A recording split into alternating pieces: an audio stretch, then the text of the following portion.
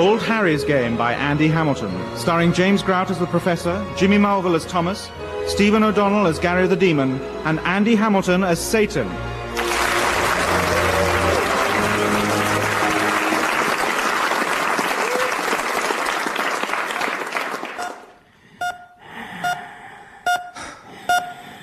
Oh, where am I? I can't move. What are all these tubes sticking out of me? I look like the Pompidou Centre. I'll ask one of these nurses. That's funny, I can't speak. Don't panic, Thomas. I'm sure there's a perfectly rational explanation for your being unable to move or speak. Perhaps it's just a very bad hangover. Or, oh, I remember. The car crash. That pillock in the Fiesta wouldn't get a move on. It all comes back to me now. Everything happening in slow motion, hurtling through the windscreen like a crashed dummy. Shatterproof my arse. And what happened to the airbag? That's what I want to know. I'll sue the manufacturers, that's it, yes. For the injuries and post-traumatic stress disorder syndrome. Oh, I'll make a fortune. And I'll sue that twat in the Fiesta as well. Unless he's dead. He probably is dead. The way his car smashed into that tree. Never mind. I'll sue his widow. Hello. Who are these two? So, how's he doing, Dr. Bennett? Well, he's been on the life support for 3 days now, and, well, we're controlling all his vital functions, but, Go on. Well, frankly, he's a cabbage. What? There's serious brain damage. Bollocks there is. Listen to this. Once 2 is 2, 2 2s are 4, 3 2s are 18, 4 2s are West Ham, 5 2s are tuna It's all fish. very sad. And perhaps in the interest of compassion and, given that this unit is already 27% over budget, we might take the merciful route and... Switch off his life support? No, I'm afraid that wouldn't be ethical. Absolutely, you tell him. Besides, sometimes nature proves us wrong. Sometimes the patient defies the odds, makes a full recovery, and lives to play a useful role in society. Of course. What's his job? He's the chairman of a privatized water company. What do you mean? Does he get many visitors? None at all. That's a lie. Well, apart from his wife. Thank you. She came the first day and went away skipping. That was their way of handling the pain. Any fool could see that. Look, Dr. Bennett, I think we have to look at the big picture here. I mean, here's this poor chap chained to these dreadful machines. No. It's okay. They're quite nice machines. Honestly, they are. And all the time he's draining valuable resources. I won't lie to you, Dr. Bennett. This trust is overstretched financially. More and more beds are getting tied up with non-terminal patients who... Well, what I'm saying is, it'll mean cutbacks, that's all. The telly in the doctor's common room will have to go for starters. Oh, no, not the telly. I'm sorry, but there it is. Yeah, he won't give in. I can read people. That doctor's a man of principle. You keep watch while I pull his tubes out.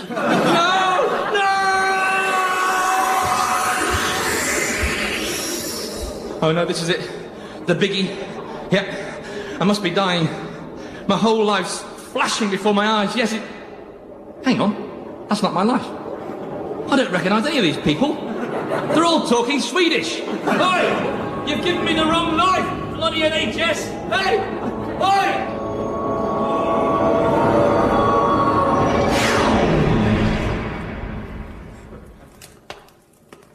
Here. I'm on my feet. I can talk. I can move everything. Brain damage. Doctors, what do they know? Hello. Someone's left the grill pan on. God, it's dingy in here. What is this place?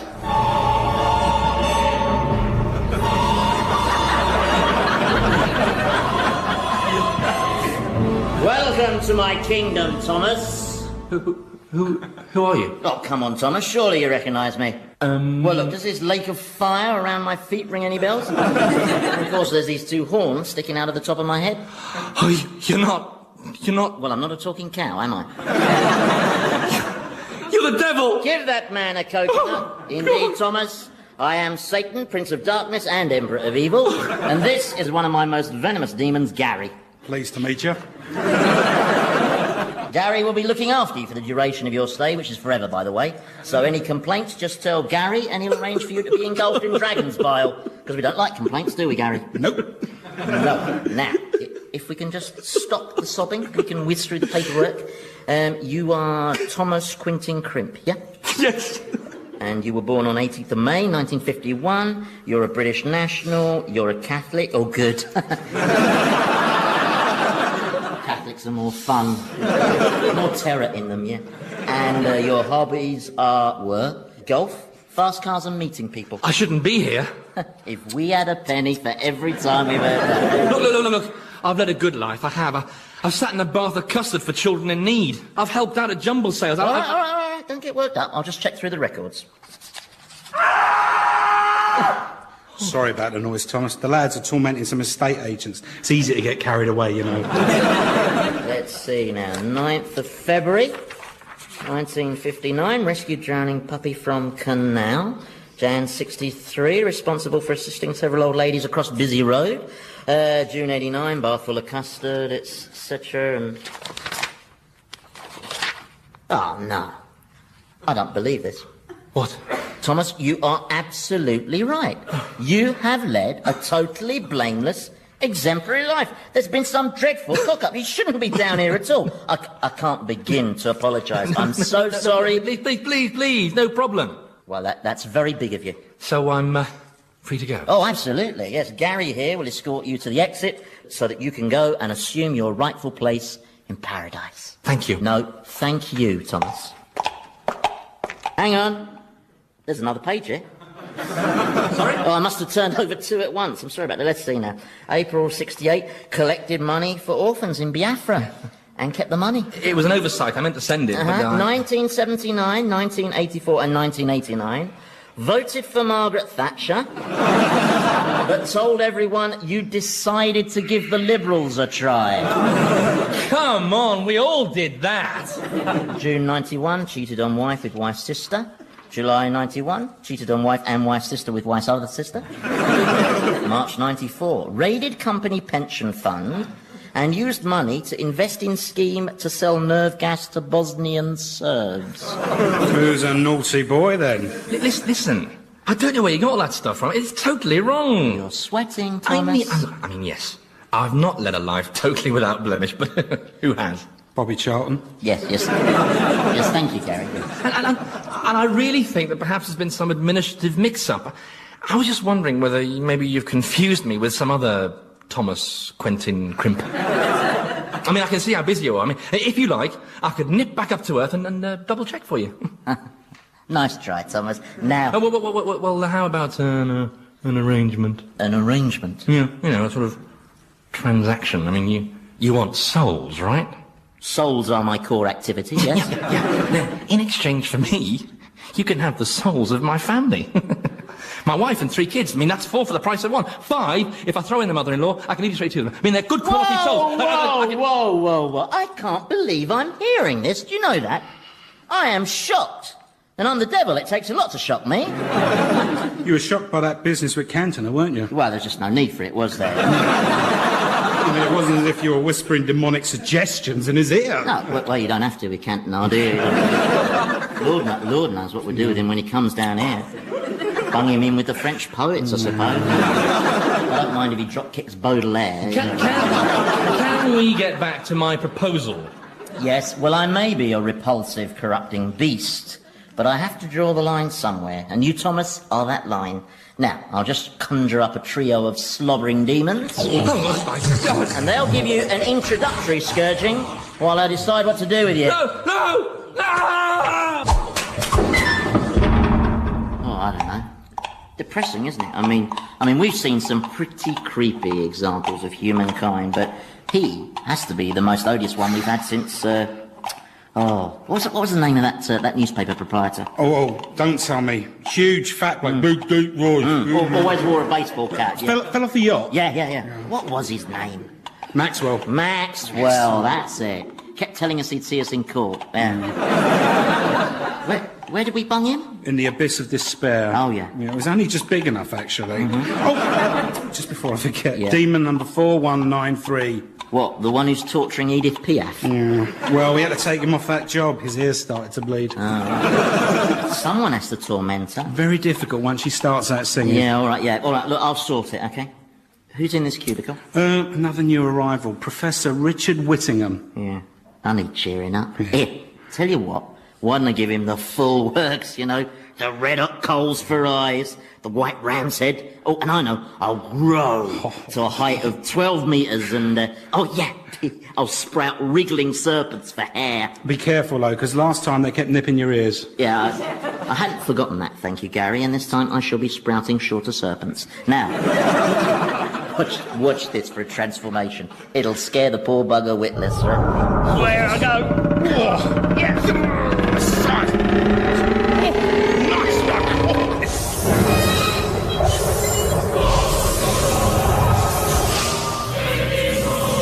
Behold, mortal and weak, for you have entered my realm of torment, and here you shall languish through all eternity, for I am the bringer of destruction, the prince of doom. Gosh. Gosh! Is that all? Gosh! Well, the glowing eyes, the head crowned by writhing serpents, all very impressive. Well done. Well done. You do know who I am, don't you? Yes, Satan. Correct. From the Hebrew word meaning adversary. Yes. And you do know where you are? Yes, of course I do. Good. I'm in hospital, no doubt in a coma. And whilst in that coma, clearly my subconscious is drawing on stored cultural images of hell to create this hallucinogenic experience. I've got a very bad feeling about this one, Gary. I must say it's extraordinary how the subconscious mind can fool the senses. I'm getting a strong smell of sulphur off you, even though I know you're only a harmless abstraction. Oh, abstraction, am I? Right. Yeah, could an abstraction breathe flames like that, eh? Quite remarkable. I have a sensation as if my hair were on fire. Not as if. It is on fire, you old duffer. You look like an oil rig. I hope I can remember all this when I regain consciousness. I should write up a paper on it. Listen, Prof, I don't... Ow! Bloody serpents. Told you. Professor, I don't care if you think I'm a... Harmless abstraction. Yes, thank you, Gary. Because I've got all eternity to prove you wrong. Tautology. What? You said all eternity. The word all is redundant in that sentence. You can't have a bit of eternity or partial eternity. Hey. Don't lecture me on eternity, OK? I've had more eternity than you've had hot dinners, all right? I was there when God had the idea of eternity, and it was a stinker even then. In fact, he only came up with eternity because he couldn't think of an ending. He's a bit touchy about eternity, you know, on account of it being his sort of sentence from the Almighty. You know, he was rather hoping he'd get off with just a fine bit of community service.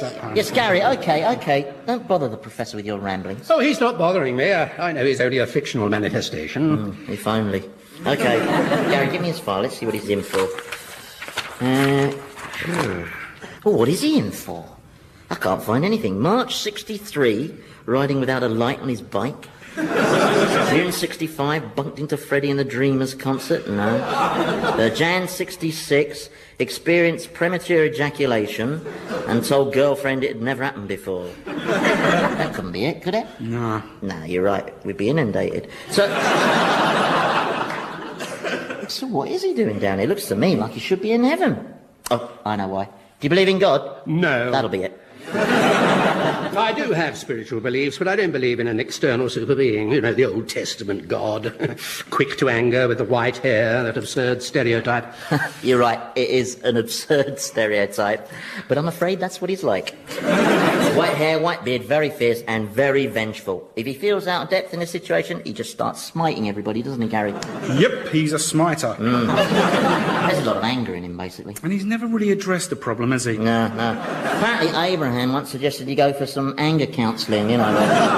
He just lost his temper and blinded loads of sodomites instead. That's right. Ow! Bloody snake there again. What are you laughing at? Well, I'm just marvelling at the human brain. I mean, here I am, comatose in a hospital bed after a car crash, as I dimly recall, and yet the synapses of this extraordinary biocomputer in my head are exchanging impulses and information at such an astonishing speed that they can just conjure up a fabulous setting like this and extraordinarily lifelike characters. You still don't accept this is real? My rational self tells me it's impossible. OK, Mr. Rational. Hop on. We're going for a ride. What? Jump on his back. I'm taking you on a quick tour of my kingdom. Come on, let's get going. Jump on his back. Oh, but he's tiny. Well, of course he's tiny. He's a jockey. You want me to ride on the back of a jockey? Yeah, here's your whip. See, these guys spent their lives riding horses, whipping them to go faster, so now... Giddy up! Come on, what's the matter? You can have a show jumper if you like, you know, some chinless wonder who always insisted that the horse enjoyed falling at fences and being put down. No, this chap will be fine. Right, get along, please. Right, well, broadly speaking, we locate the damned in groups, like over there. That lot fenced in by the flaming thorns, that's all the lawyers. My word. Lovely sight, isn't it? No one wails like a lawyer. And over there, that tiny box, that's the architects. Oh, yeah. And, Now, what's that one over there? oh, that's the Pope enclosure. The what? The Pope enclosure. I've got every dead Pope in there since 1472, yeah. I give them a terrible time, yeah. Well, they don't seem undernourished, at least. Hey? Well, they all look very well fed. Oh, no, they're pregnant. Pregnant? Oh, yeah, I'll keep them all permanently pollinated, yeah. 8 months gone, a lot of them. And they'll stay like that forever. You should hear them whinge about fluid retention and varicose veins. It is so funny, I tell you. See, obviously, the objective here is to make the torment as devastatingly total as possible. For instance, Catherine the Great, over there, you see? I've put her in with all those horses. Well, where's the torment in that? They're all geldings. And in that next cubicle, the one full of chickens with 10-inch long razor-sharp beaks, that's Colonel Sanders. And over there is... Oi, Edith! Edith, you've been warned about this, so pack it in. But I have to express myself. I am French, and we French, we have emotions. Correction, you French have parodies of emotions, and you're not inflicting them on the rest of us. So I will sing. Je ne regrette rien is my song. I regret nothing. That's not a song. That's an idiot's charter. But why am I not allowed to sing? Because A, hell has a no singing rule, and B, you sound like a goat being driven down a cobbled street in a 2CV. Now, this is your last warning, Edith. Any more quavering top notes, and it'll be je regrette beaucoup, I'm telling you, all right? I'm so sorry about that, Professor. That's right. I mean, what makes the French think they can sing, eh? I mean, great cooks can't sing. Sort of mirror image of the Welsh. Now, where was I? Oh, yes. Torquemada. Well, the Spanish Inquisition chap? Yeah, well, he's being eternally hung, drawn and quartered. See? There he is over there. And over there. And over there. Teaching him the error of his ways, eh? Yeah, well, in my experience, people don't ever actually see the error of their ways. Adolf Hitler, for instance, still won't accept that he might have done anything wrong. He just blames the whole Second World War on Chamberlain for giving out the wrong emotional signals. Lucretia Borgia, so she only poisoned people because she had dreadful PMT. And Emperor Hirohito maintains that the attack on Pearl Harbor was a cry for help. It's pathetic. I'm afraid it's just human nature. Well, I hardly think Hitler and Hirohito are typical of the human race. No? No, most people are fundamentally decent and moral. Oh, I'm sorry, you're serious, aren't you? Absolutely, yeah. Listen, Prof, I've been doing this job a long time now, okay? And you can take it from me, I've met tapeworms with more moral awareness than your average human being. No, you're quite wrong. Sorry. You will be. Your jockey will take you back for your first unbearable torment. Oh, I expect I'll have come out of my hallucinogenic coma before then. Oh, will you? How nice. Yes, see you later. Yes, I've definitely got a bad feeling about him. Mamma mia, tormento is screaming! Yeah, don't worry, Your Holiness, that'll just be a minor contraction. Yes, they are painful, aren't they?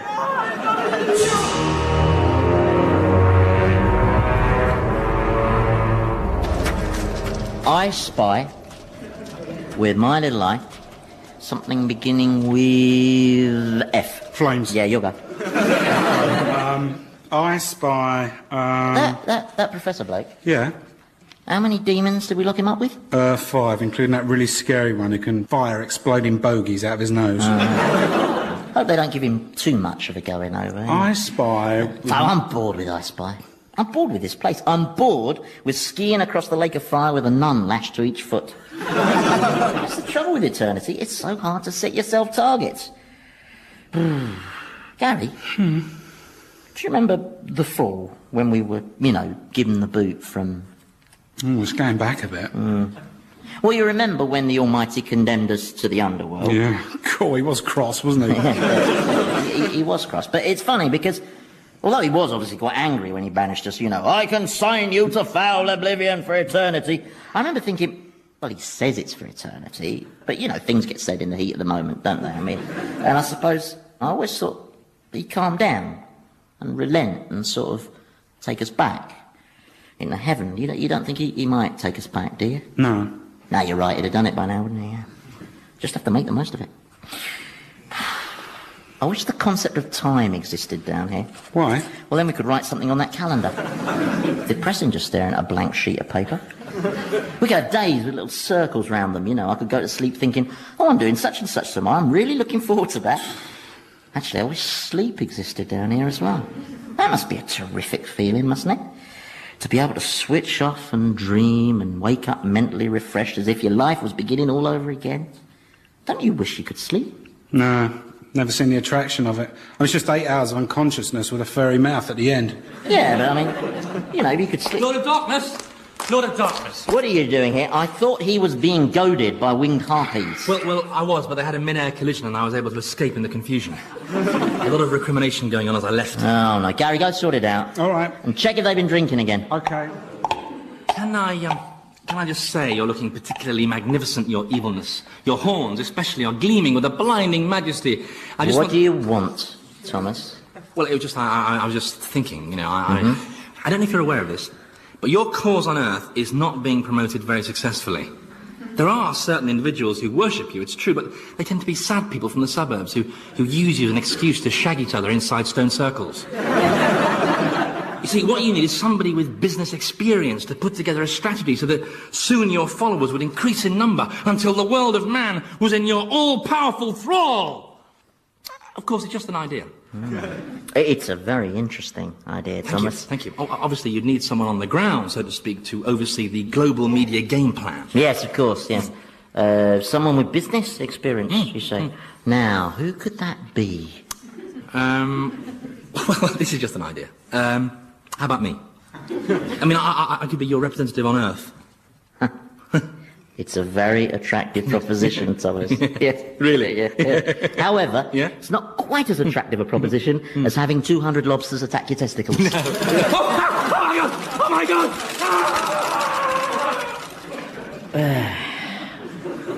You all right, Gary? Yeah. They're very quick, those lobsters, aren't they? Come on, then. Let's go check on the professor.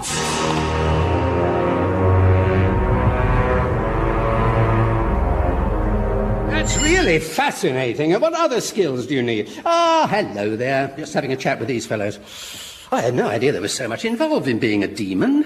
What's going on? We can't take any more. We flayed him, we slashed him, we burnt him, bludgeoned him, spiked him, scalded and sliced him. And all the time he didn't scream, he didn't shout. He just sat there taking bloody notes. Can't I go back to tormenting Edith Piaf? All right, you've done your best. You can go. Bye, chaps. Didn't it hurt? What? Well, when they were doing all those terrible things to you, didn't it hurt? Well, yes, I suppose there was quite a lot of pain, but I simply allowed my brain to ignore that and concentrate on the interestingness of the experience. For instance, look at all these cuts. Even as we speak, the damaged tissue is being rebuilt, and tiny fibrous tendrils are linking up to build the defensive shield of a scab. It's quite astonishing, the way the body is equipped to protect itself with antibodies, phagocytes, clotting agents, and countless other mysterious defense mechanisms. Isn't nature fantastic? He's a sicko. Besides, don't forget, I knew the pain to be illusory, because this whole experience is... Prof, listen to me. You are dead. Your car hit a tree with such force that bits of your person were located in various rooks' nests. Look, if you don't believe me, take my hand. Where are we going now? To your funeral. We've missed the church service, I'm afraid. Dust to dust, ashes to ashes. Still, good turnout. And a nice day for it. No one can see us, can they? No. Well, I felt that a cloven-footed demon materialising at the graveside, accompanied by the deceased, might disrupt things a little. Is that the wife? Yes, that's Deborah. Oh, she looks very nice. Yes, she is. She's lovely. Are you okay? I'm sorry, I always cry at funerals, especially my own. Well, everyone seems very upset. That must be gratifying for you. Do you come to the surface very often? Oh, I used to be up and down all the time, you know, walking abroad and sowing discord among the nations. There's no real need now. The UN does all that for me. So, how long were you and your wife... 27 years. And were you happy? Yeah, I think we were. Yes, we were. And we were happy, you know, not just make-do happy. Well, there's more than one kind, then. Oh, yeah. Right, have you seen enough? Yes, I think so. Come on, then. Come on. I'm just looking at the blossom. Going down. Good to be back. Just smell that sulphur. Oh, right, follow me. Where are we going? You'll see. Thank you for that just now. It was very touching, seeing all my friends and loved ones gathered in my memory. Yeah, of course, this time next week they'll all be arguing about who should get your lawnmower. Oh, really? Yeah, and your best friend will be trying to pull your wife. That's in very poor taste. Look, face facts. Humans are sordid and grasping, and that's on their good days. Well, I don't agree. And I'm not going to get embroiled in a pointless argument with someone who's an illusion. But it won't work, you know. There is no evidence you can produce which will convince me that man is this disgustingly corrupt and venal creature you describe. No? I'd like you to meet your new roommate, Thomas Quintin Crimp. Your magnificence. I've been thinking of all the things I could do on your behalf. You know, I could plant a thermonuclear device in Canterbury Cathedral, put anthrax in the water mains, disembowel Cliff Richard. Bye-bye, Prof. Enjoy! That's sorted him. Oh, what's that? Oh, no. Sorry, boss, it's Edith. She's gathered a few French chums together to make a point. Well, don't worry, Gary. I've lined up a solution to this one, okay? Right. Okay. Please, yes. You're quite right, Edith. We ought to acknowledge the uniqueness of the French, so you will be allowed to sing. Yeah. And as an additional privilege, in recognition of your national obsession with cuisine, you will be allowed meals, which will be lovingly prepared for you. Oh, merci bien, sir. Yeah. Oh. Allow me to introduce your chef, Mrs. Blodwin Hughes, a dinner lady from Swansea. Hello there.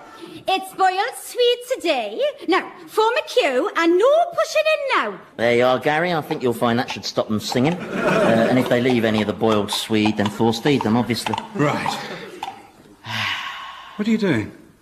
Oh, just closing my eyes, you know, seeing if I can drift off the way they do, you know. Gary, you remember we were talking about the fall? Yeah. Do you think maybe if we sent God a written apology? No. Nah.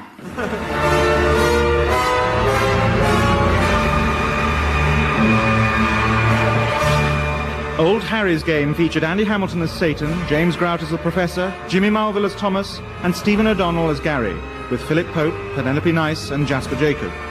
The programme was written by Andy Hamilton and produced by Paul Mayhew Archer.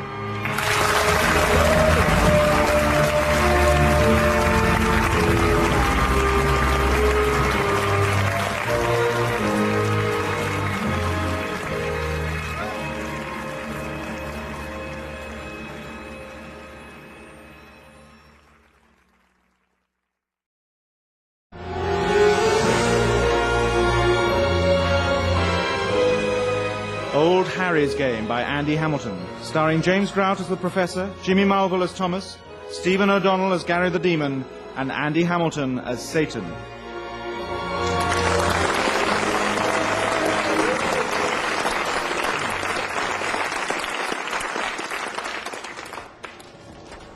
Right, let's read this back. Dear Diary, hello. This is my first entry in you. I don't know the date, I'm afraid, because the concept of time does not exist here in hell, which is a bit of a bummer, as it means I get no birthdays and nobody ever turns up for meetings. Still, I suppose being trapped in an abstract dimension is just part of the downside of being Satan. The upside is that I get to torture Richard Nixon. We have some new arrivals here in the underworld. There's a professor who won't accept that he's died and come to my kingdom. He believes that I'm just something conjured up by his subconscious. He sticks resolutely to this theory, I have discovered, even when you turn his pubic hair into a swarm of angry hornets. He also believes, and this is very funny, that man is fundamentally decent. So I've stuck him in a very dark dungeon with a revolting specimen called Thomas, a study in human depravity who makes Jack the Ripper look like Gary Lineker. Hail, Prince of Darkness, your demons salute you. Yeah, whatever. Yeah. You working on your diary? Yeah. Have you included how you pleasured yourself with those naked Ethiopian gymnasts? Nah, I'm only putting in the exciting stuff. Yeah.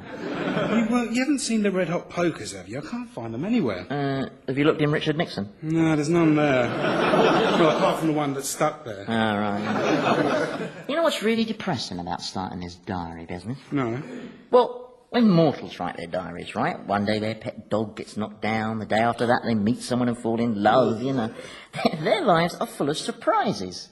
But down here, well, I mean, the last time we had something surprising happen was when all the damn souls in purgatory started that Mexican wave.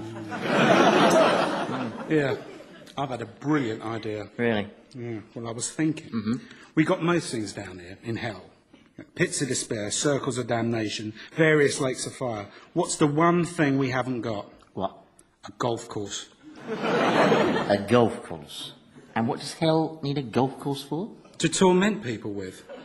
Well, what sort of people? Well, golfers, of course. Well, you've seen what they put themselves through. I mean, the average round is pure mental torture. True. But every now and then they have a dream round, don't they? Where every drive sails right down the middle and all the putts are perfect. Yeah, well, that's not going to happen on a course I've built. You really enjoy your work, don't you? Inflicting suffering. I mean, what better job is there? Yeah, true, yeah. Come on then, let's do the rounds, check up on the inmates. We'll start with that Belgian timeshare salesman. Oh, I've just remembered where I've left the pokers. Oh, right.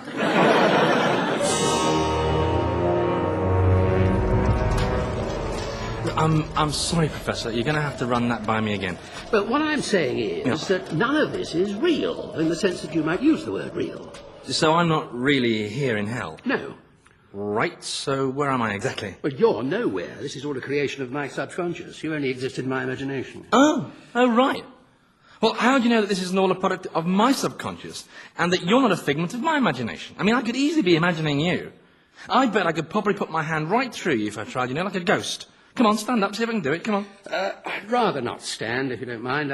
I don't want to disturb these hornets in my underpants. And even though I know they're only imaginary hornets, it's remarkable how real the pain is. Stripey little bastards. So, you maintain that this is all one big hallucination you're having while you're in a coma? Yes. Mm-hmm. And what put you in this coma? I was in a car smash. Oh, you as well? It's not my fault, I hasten to add. I was the victim of a very selfish road user. Tell me about it. I mean, some people just shouldn't be allowed behind the wheel. They should bring in psychological testing. Like they do in France? I couldn't agree more. I mean, the chap who hit me was clearly mentally unstable. I was driving along, minding my own business on the A23. The A23? What a coincidence! Yes, it was that single-lane stretch just outside Guildford. You know it? Yes, I know it. And suddenly, there's this fellow right up my backside, banging his horn, flashing his lights, wanting me to go faster. A big red Porsche. Turbocharged penis substitute. Anyway, I'm observing the speed limit, 40 miles an hour. The road conditions are very greasy, so I maintain a steady speed. And suddenly he starts bumping me from behind. What kind of car were you driving? A Ford Fiesta. Anyway, I just touch the brakes to warn him off, and then wallop. I'm spinning through the air, bouncing around. For a second I glimpse the other car vaulting the embankment, but I just keep turning over and over and over. It's funny how it all happens in slow motion. I wonder why time does slow up. Perhaps the increase in intensity of your perception stretches each moment. And... You stupid bastard! You got me killed and wrote off an 80 grand Porsche Carrera! You're not joking me! Good! Is it happening in slow motion? Like you're bloody driving, eh? And here we find human beings in their natural condition, namely at each other's throats. And to be strictly accurate, he's at my throat. Gary, separate them. What have you wimpy, eggheady, slow-coachy, stupid, arty-farty piece of murdering filth? You were saying earlier, Professor, about man being so fundamentally decent. I'm going to tear out your intestines and use them as bunting. Oh, that sounds like fun. Now, Professor, you are a rational man. You've now discovered you were killed by this stranger's mindless aggression. And surely that's ample proof that man has all the ethical awareness of a crack-addicted crocodile. No, I can't accept any of that. Firstly, Thomas is just part of this bizarre hallucination that I've just conjured up, although quite why I should choose to imagine someone like him is a bit of a mystery. Second, even if I were, for the sake of argument, to accept any of this as real, and even if Thomas were responsible for the accident... It was your fault! I was simply observing the speed limit. Exactly. What sort of maniac observes the speed limit? You're a menace, man. As I was saying, all sorts of contributory factors have to be taken into account. Genetic predisposition, a phenomenon of road rage, society's obsession with speed, all of them conspiring to produce a moment's madness. And in those circumstances, well, I would forgive him. How dare you forgive me? I mean, if anyone should be doing the forgiving, it should be me. Well, will you forgive him? No, I'm going to have him. All right, break it up, calm down. I'll tell you what, Gary, why don't you take Thomas here for a nice, relaxing round of golf? Golf? Do you play? Do I play? I won our club's golf tournament 6 years running. I was known as the Great White Shark of Godalming. Come on, then. I've got my clubs. Perhaps I could nip up to the living world and fetch them. You never give up, do you, Thomas? You must have been a lousy scientist, Prof. Why do you say that? Well, you won't accept the evidence. On the contrary, I'm too good a scientist to accept the evidence at face value. So the pubic hornets haven't changed your mind, then? Well, they don't prove anything, no. Oh, well, I might as well get rid of them, then. I'll send them back to Richard Nixon. Oh, You know, you intrigue me. In fact, I put you in my diary. you're keeping a diary? Well, trying to. Living in a dimension without time makes it a bit formless. I mean, you're a boffin. What is time, anyway? Ah, well, scientifically, it's a very difficult concept. I think the best definition I can give you is that time is what stops everything happening all at once. Time is what stops everything happening all at once. Oh, well, that's very helpful. Thanks a bunch. I mean, there is a kind of dingy light down here, so if you've got light, I suppose technically you've got a form of time. And there is chronology and that things happen in sequence. Yes, but nothing ever starts or stops. You know, nothing grows, so nothing dies, no landmarks, no contrast, no ups, no downs. It's like living in Norfolk. Well, all right, it's not quite as bad as that, but... So, what branch of boffinhood were you, then? Well, by training, I'm a physicist, but I like to see myself as something of a polymath. Ooh, do you know, a polymath? Ooh, will I never. A polymath is a person who studies many things. I knew that. I know most things, actually. I did used to be an angel, you know. Quite a high-ranking angel, as it happens. Had my own harp and everything. That was before, What, the fall? Yes. That must have been a rather distressing experience for you. Well, you know how it is. Once you've had a nasty fall, you tend to lose your confidence for a bit, you know. I got over it, though. I threw myself into tempting mankind into sin. You know? Not that that's ever represented much of a challenge. Oh, here we go again. Well, it's true. Corrupting a human being is about as hard as beating an Englishman at tennis. But you can't write the whole of humanity off like that. For every Adolf Hitler, there are 1,000 Florence Nightingales. She's down here. Florence Nightingale. But she laid the foundations for modern nursing. She led a selfless, inspirational life. Why on earth would she be here? Well, for taking advantage of all those wounded soldiers. Oh, come on. It's true. She's at it all the time. I can show it to you. She's languishing in the Lake of Fire, the Victorian section. It's a very big section. Full of men with burnt beards. No, you're making all this up. And even if you're not, it still wouldn't win me over to your diseased view of mankind. All right, we'll do it your way. We'll have a scientific experiment, okay? You pick the most incorruptible human being you can think of, and I'll go up top and prove that they are fundamentally rotten to the core. Oh, please. Come on, anyone you like. Nelson Mandela, the Queen Mum, Des Lynam. No, I refuse to play this silly game. Harry Seacombe, Trevor MacDonald, come on. How about your missus? Well, you wouldn't be able to corrupt Deborah. And why not? Well, because she's the most decent and honourable person I know. Right. Then she's the experiment. This won't take long. Going up. Oh, brilliant. Trust me to materialise in a compost heap. Ugh. Now, what guise shall I appear to her in? I won't do Keanu Reeves again. Just got followed around by loads of men with chunky moustaches. I know. Yes, that's a good guise. Okay, here goes. Up the path and... Yes? Deborah Whittingham. That's me, yes. Rex! Shut up, Rex. What's the matter with you, boy? I'm sorry, I've never seen him do this before. I'll go and shut up the kitchen. Sorry. He's daft. Well, maybe not that daft. I just came round to pay my respects over your sad loss. Oh, you're a friend of Richard's. Oh, please, come in. Mr... Connery. Stan Connery. Well, isn't that a coincidence? What? Well, hasn't anyone ever told you that you bear an extraordinary resemblance to the actor Sean Connery? Really? Yes. It's quite spooky, actually. You're not related, are you? No. Would you like some tea? That'd be lovely. So, where are you from? Down under. Oh, and that's where you met Richard? Uh-huh, yeah.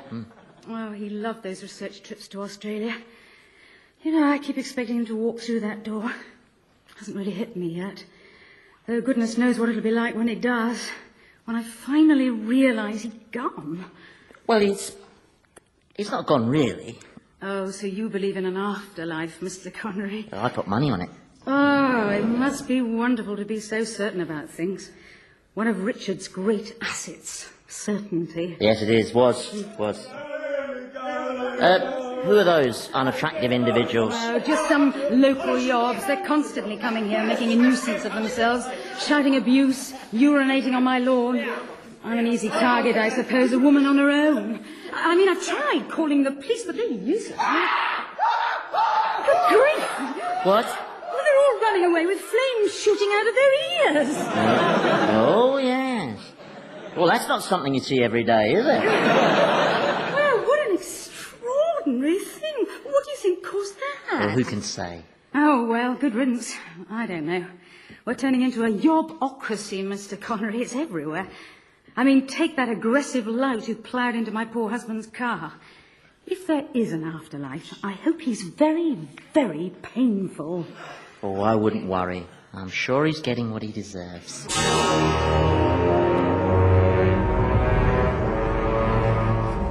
I will not stand for this. I am the Emperor Hirohito, Imperial ruler of old Japan, Terrestrial Godhead, Supreme Commander of Japanese Army. And my caddy, so shut your gob and hand me the 7-iron. No! I will not carry this golf bag one step further. It is a degrading humiliation and insult, and I will not. Look, up there you may have been ruler and divine being to a race of very gullible short-asses, but down here you are just another sad, lost crapwit. Now hand me that 7-iron, or I'll put you back in that very tall vat of camel spit. The 7-iron. Thank you. I see you managed to get out of that bunker then, Thomas. Yes, it wasn't easy. 90 foot's quite deep for a bunker, isn't it? I designed it to be a challenging course. Oh, it's certainly that. Gary? Yeah? I just wanted to say how impressed I've been with you. You're obviously a very talented demon. I do all right. No.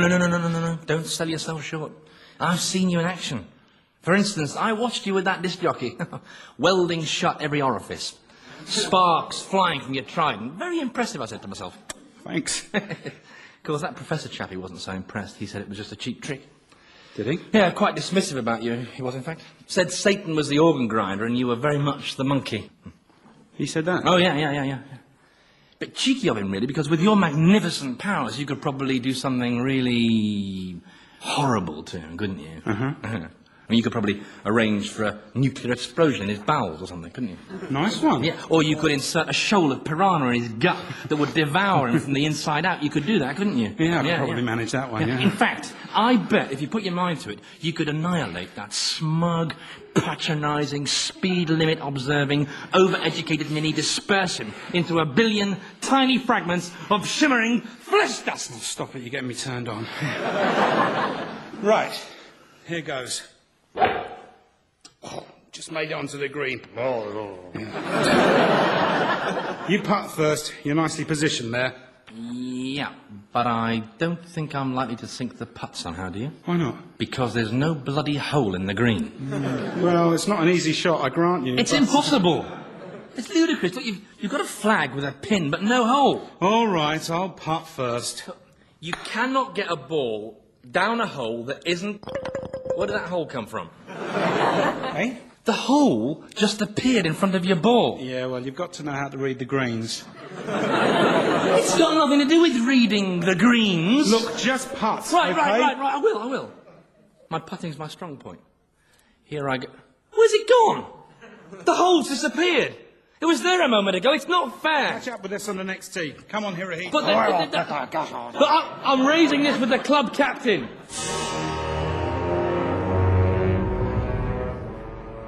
Now, don't panic, Richard. Don't let this strange experience intimidate you. There's a rational explanation for everything. With the possible exception of Geoffrey Archer's success.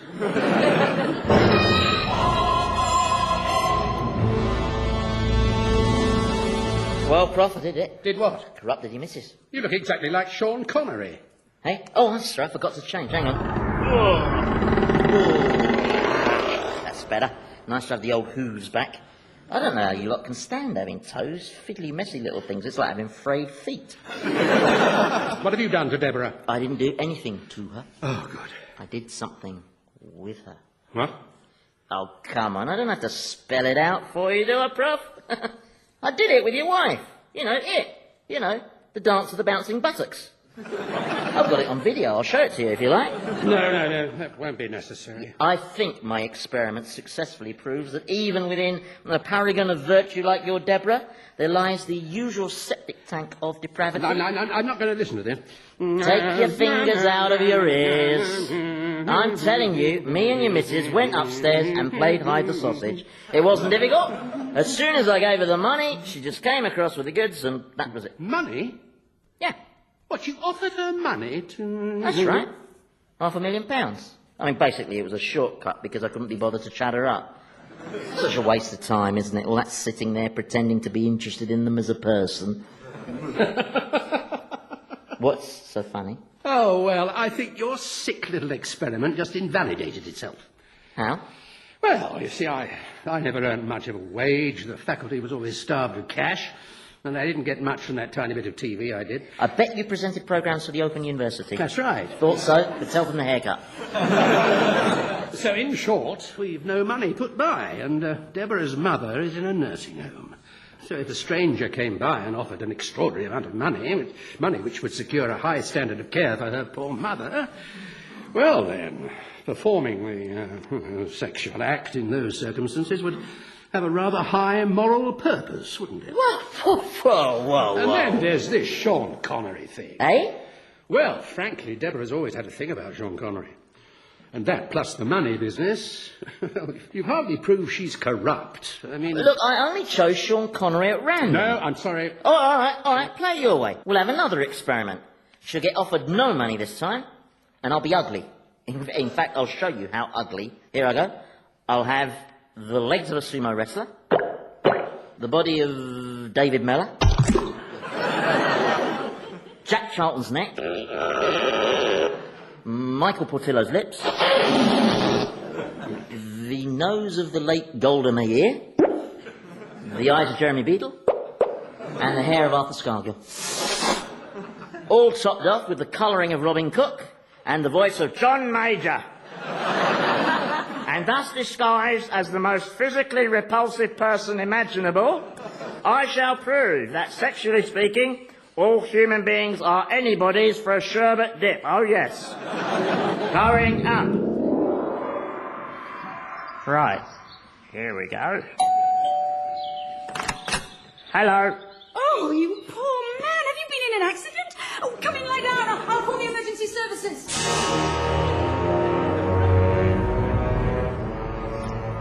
How are you getting on, Thomas? Oh, this is much more like it. Nice, straight, fairway, even, flat green, with a hole in it. Mind you, doesn't look like I'm going to get round under par, given that I scored infinity on the first. It was bad luck, wasn't it? 5 iron, please, Hirohito. Thank you. Right. Oh, too much bottom hand. Shut up. Nice shot. You know, I'm afraid this is just the beginning. Sorry? Well, all this lip you're getting from little Emperor Tojo there. You're going to get a lot more of this sort of disobedience. Hey? Well, you see, I've heard rumblings. How do you mean, rumblings? Well, to be perfectly frank, Gary, nobody takes you very seriously around here. In fact, I've heard some very disrespectful things said about you. You're losing your authority. Really? Word is, you've gone soft. And you know what that leads to? Dissent, disobedience. Before you know who you are, you've got a real law and order problem. If I were you, I'd make an example of somebody. Yes, that's what I'd do. Me too. What about the professor bloke? He's very uppity, isn't he? Why don't you, I don't know, just obliterate him? And that would reassert my authority. I always used to invade Manchuria. Yes, thank you. I suppose I'd better obliterate the professor then. Yes! Yes, I think that's a very sensible course of action for you. Yeah, you've got quite an easy lie there, Thomas. Yeah, it's quite a shallow bunker, faces onto the green. That's right. The only thing you've got to watch out for in that bunker, really, is the invisible dragon.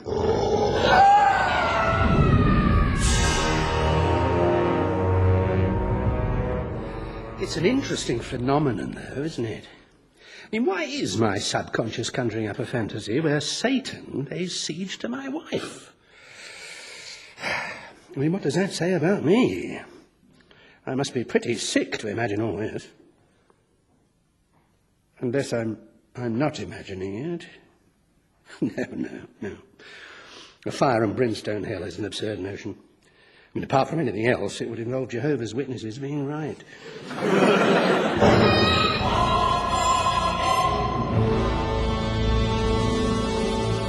I did it again. What? I did. Hang on while I change out of this manifestation. Yeah, how does Major put up with that voice? Like having a boa constrictor wrapped round your larynx. Where was it? Oh, yes, I did it again, Prof. Carnal knowledge of your wife, and this time no offer of money. It was just pure animal lust. Rubbish. It's true. Nonsense. She has a small tattoo on the inside of her right thigh. A rose. Oh, my God. There. Now you have to accept it. I rolled up as a total stranger at your house, looking like I'd been badly drawn by Picasso, and your wife... You don't want to talk about it. Besides, this isn't happening. You're an illusion. Oh, yeah, I forgot. Is she okay? Bearing up, I'd say. 2 of the goldfish have died and the Hoover's playing up. Apart from that. And in either of your visits, did she talk about me? No, not for a moment, no. So, that's that. We accept, do we, that the experiment has been concluded and that mankind's total venality has been confirmed? Good. Now, if you'll excuse me... Not at all. I accept no such thing. What? Well, if, as you claim, I'm dead, then poor Deborah is grieving, and grief does funny things to people. She'd be emotionally disorientated, lonely, and whatever she did, and for whatever reason, I forgive her. Oh, you're just trying to annoy me now. Well, you certainly haven't proved she's corrupt, just that she's vulnerable and needy. It's all part of the human condition. I mean, all to do with having feelings, something you find very hard to understand. Listen, I don't want your feelings. You lot use them as an excuse for anything. I'm sorry I murdered your granny, but I was upset. You hurt my feelings. All right, boss. No, I'm not. This one's driving me bananas. How was the golf? Well, I enjoyed it. Thomas had a bit of a sticky round, though. I think your swing was affected by the dragon bites, wasn't it, Thomas? Gary, he's there, look. Now's your chance. Let the professor have it. Oh, right, yeah. Let me have what? Well, this, basically. It's gone! Yes, he's gone, blown to smithereens, blasted out of existence, yes. Take that, Mr. 39.9 miles an hour. Revenge is mine. Oh, that was great. Yeah, it was good, wasn't it? We often blow people up, especially if we're bored. It's good fun, isn't it, Gary? Oh, it's great fun. Yeah, we blow them up and then we put them back together again. Yeah. What? Oh, don't put him back together again. Good Lord, what happened there? Your fellow human being here tried to have you annihilated, but don't worry. He was probably just feeling vulnerable and needy. Yes, I expect so. He's been under a lot of stress. Are you seriously saying you don't feel any hatred towards this repugnant creature? Hatred's a futile, wasteful emotion. Oh, come on, Gary, let's go. I suddenly feel very tired. Please, Gary, do it to him again, only this time permanently, please. You haven't quite got the hang of this place, have you, Thomas? We can make you explode 1,000,000 times, but you'll still be here. Nothing can change. Oh, God! Still, it's nice to know where you stand, eh? Catch you later. This whole thing just gets more fascinating. You hate me, really, don't you? Good Lord, no. Just shut this dungeon door, shall we? A bit of a draught. Why don't you hate me? Because that's what sets us apart from the animals. Our ability to rise above our negative emotions, baser instincts, to be objective and compassionate. That's the ultimate glory of man. Ow! Oh, ow! I'm dreadfully sorry, dear chap. Did I catch your fingers in the door?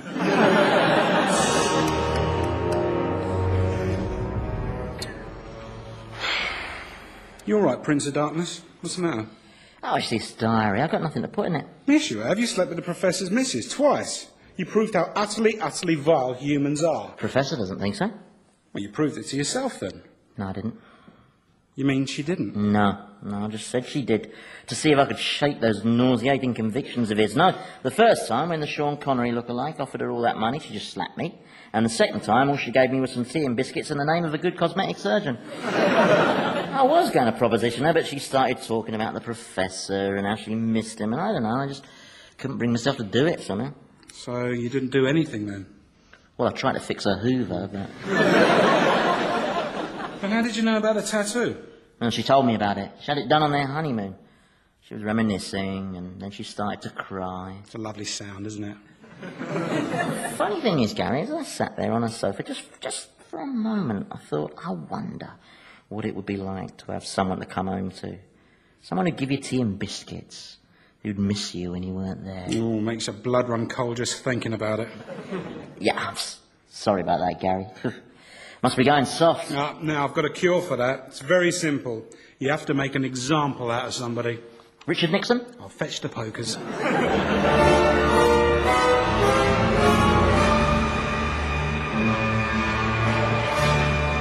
Old Harry's Game featured Andy Hamilton as Satan, James Grout as the Professor, Jimmy Mulville as Thomas, and Stephen O'Donnell as Gary, with Philip Pope, Penelope Nice and Jasper Jacob. The programme was written by Andy Hamilton and produced by Paul Mayhew Archer.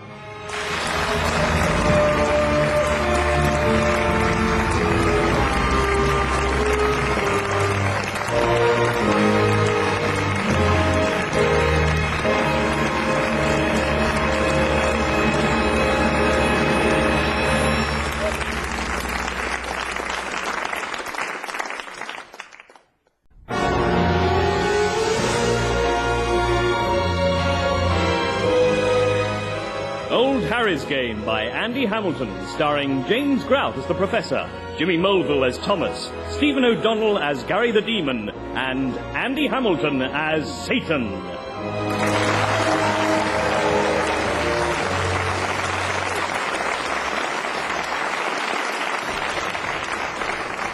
Foul throw. Oh, come on. It was. Are you questioning my authority? Well, no, but... Who are you again? A demon. And who am I? Satan, Lord of Darkness. And King of Demons, thank you. Now, That's not fair. look, Gary, you know the rules of throw the priest as well as I do. Okay? The thrower must keep both feet on the ground while throwing and must hold the prelate by the ankles. Not what you were holding him by. Okay, now my go. There it goes. The old lift and snatch.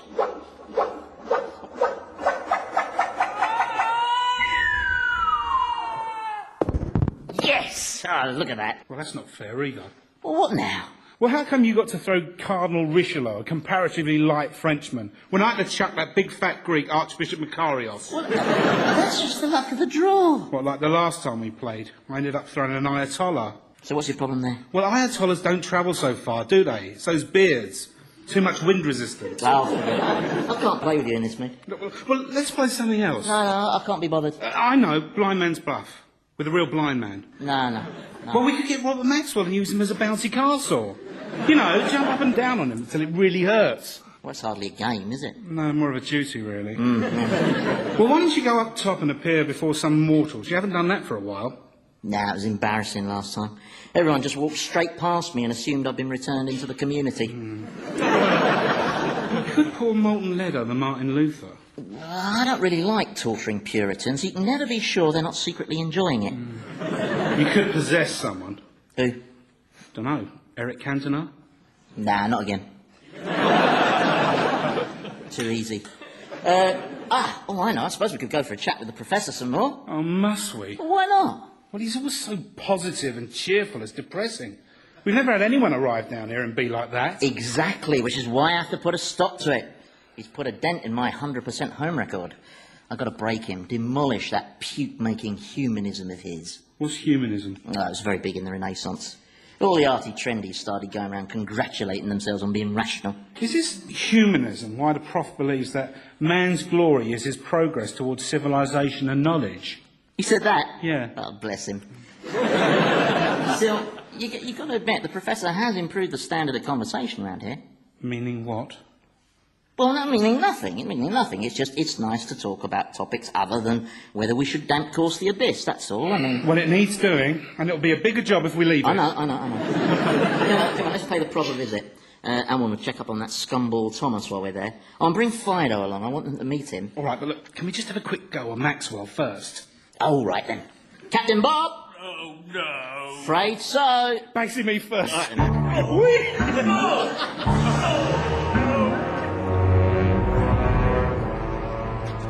You see, Thomas, the great wonder of life is that we never know the full answer. There are no certainties. In fact, the more we investigate the fantastic complexity of the world around us, the more we realise that nothing is ever quite what it seems. Oh, good. So I'm not being bored rigid by some egg-heady old fart. Allow me to illustrate. And I'm not really in hell thanks to a road crash caused by the aforementioned egg-heady old fart? We've been over that before. I was simply observing the speed limit, and you saw fit to deliberately bump me from behind. I hate you. If you weren't already dead, I'd bloody kill you. But that's what I mean. How do we know we are dead and in hell? It only seems that way. Now, I was going to illustrate. Now, what's this I'm holding up? Spoon. And what are the characteristics... Where did you find that? Well, it was just lying over there in the corner. Now, what are the characteristics of this spoon? It's metallic, stiff, the most inanimate of objects, wouldn't you say? And yet, this spoon is composed of countless jiggling atoms, and inside those atoms, inconceivably tiny particles, electrons, neutrons, gluons, quarks, are whizzing around at unimaginable speeds, absorbing, emitting, and exchanging huge charges of energy in a vibrant pattern of dynamic waves. So you see, this apparently inert spoon is, in actual fact, a maelstrom of perpetual movement. Of course it is, I know that. Well, the point I'm making is that we can never fully trust our perceptions. For instance, when you were in your mother's womb... I never did that, not once. That was an unfounded rumour. I'll sue. I meant as a baby in your mother's womb. Oh, right, yes. Yes, of course, yes. Now, as a fetus, you would have perceived the world as a dark, solitary place, warm, full of liquid, where you were fed intravenously through a pink tube. But every baby suddenly discovers that this world is, in fact, a huge, cold, brightly coloured place, where you breathe air and eat solids through your mouth. One world gives way to another. But the fetus can't know of the world that awaits it, any more than a quark knows that it's inside a spoon. Give me that spoon. Yes, of course. Suddenly it all becomes very clear to me. Oh, good, I'm glad. I can dig my way out with this. But while you were spouting all that gibberish, I was thinking I could use this spoon to dig an escape tunnel. Escape to where? Well, who's to know? I mean, you're absolutely right. We shouldn't accept things at face value. There could be all sorts of rational explanations for this place. I mean, maybe we've been kidnapped by students for Rag Week. Who knows? And who's to say the living world isn't just a few feet above us, eh? Maybe there is hope if I dig hard enough. I don't think it is part of a ragweed stunt, and I'm not sure tunnelling your way out is possible. With me, Professor, anything is possible. Oh, yes, I can well believe that. They said it was impossible for me to bribe my way out of those drink driving charges, but I managed it. And they never found out where I buried the lollipop lady either. They said it was impossible to sack the whole workforce and re-employ them at a third of the wages, but I did it. That's the kind of can-do guy I am. Nothing daunts me. Oh God, it's him. Professor, we got something very interesting to show you. You're hiding something behind your back, Thomas? No, your most evil magnificence. Pray, what's this interesting thing you have to show us? Prince of all you survey. Gary's got it. Put it on the floor, Gary. Get that disgusting jellyfish thing away from me. Please, Fido is not a jellyfish. Jellyfish don't have rows of sharp teeth like he's got. What is it? Well, you know how man's evolved from ape-like creatures, which probably evolved from small mammals? Mammals which were descended from a marine creature? Yeah. Well, this is it. What? Well, you don't mean it. The marine creature, yeah. Man's ancestor. He's a 6-foot-wide amoeba, basically, except that he's got a gaping mouth, stinging tentacles, and the ability to spit venom at his prey. Cute, isn't he? Vile. Oh, and he can jump 10 feet, I forgot. Down, boy! So what you're saying is we all started out as this creature, and then slowly we evolved upwards into human beings. Well, I'd quibble with the use of the word upwards, yeah, but basically that's it, yes. In fact, genetically speaking, a part of every human being's DNA is the same as this little fella's. As much as 60% if you're Scottish. He's fascinating. If only Darwin could see this. Oh, we've shown it to him. We didn't so much show it to him as sort of let Fido attack him, really. Well, I'm quite prepared to accept that he is an ancestor of ours, but of course it dates from before the crucial and most defining evolutionary stage. Hey? Well, it clearly belongs to a class of coelenterates, and as such it has a primitive nervous system of sorts, but it has no brain, no intelligence. What are you talking about? It was bright enough to attack Thomas. The crucial factor was the development of the mammalian brain. That's what led to the miracle of the human mind, and thus to man's intellectual development. And where exactly would we find evidence for this intellectual development? Well, I know. It's in the minds of those sad buggers who spend every waking hour in the newsagents queuing for lottery tickets. Yeah, when statistically they could get shorter odds than Richard and Judy winning the mixed doubles at Wimbledon. Yeah. Is that where we can find this intellectual development? No, but... Or perhaps it's in the mental processes we find the internet exciting. The internet is exciting, actually. I rest my case. It's a fantastic boost to human communication, if you must know. For instance, the other week I accessed this really interesting newsletter. It listed all the jokes in the TV series Bottom that include the word arse. Wow. Exactly. You see, you just can't find that sort of stuff in books. Look, I know it suits your argument to land on these banal examples, but the triumph of the human spirit that I'm talking about can clearly be found in, say, the inventiveness of Leonardo da Vinci, or the poetry and insight of Shakespeare, or the instinctive theories of Einstein. OK, hold it right there. You're coming with us. Come on, Gary. Come in. Hey, whoa. You're not leaving this revolting, slimy thing here, are you? Well, why? Does Fido bother you? Yes, he does. He's creepy and disgusting, and worst of all, he's somehow vaguely familiar. All right, I'll take him with me. See you later. Want to bet? This spoon is my ticket to freedom, pal. Oh, yes, I'll confound them all once again. Nobody holds me hostage, and no, sir.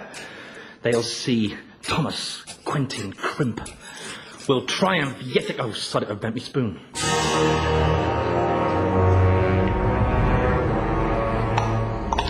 Now then, he's along here somewhere. Who are those poor souls down there? The ones moaning and gnashing their teeth? Oh, Lloyd's names. Well, what are you doing to them? Nothing, they always make that noise.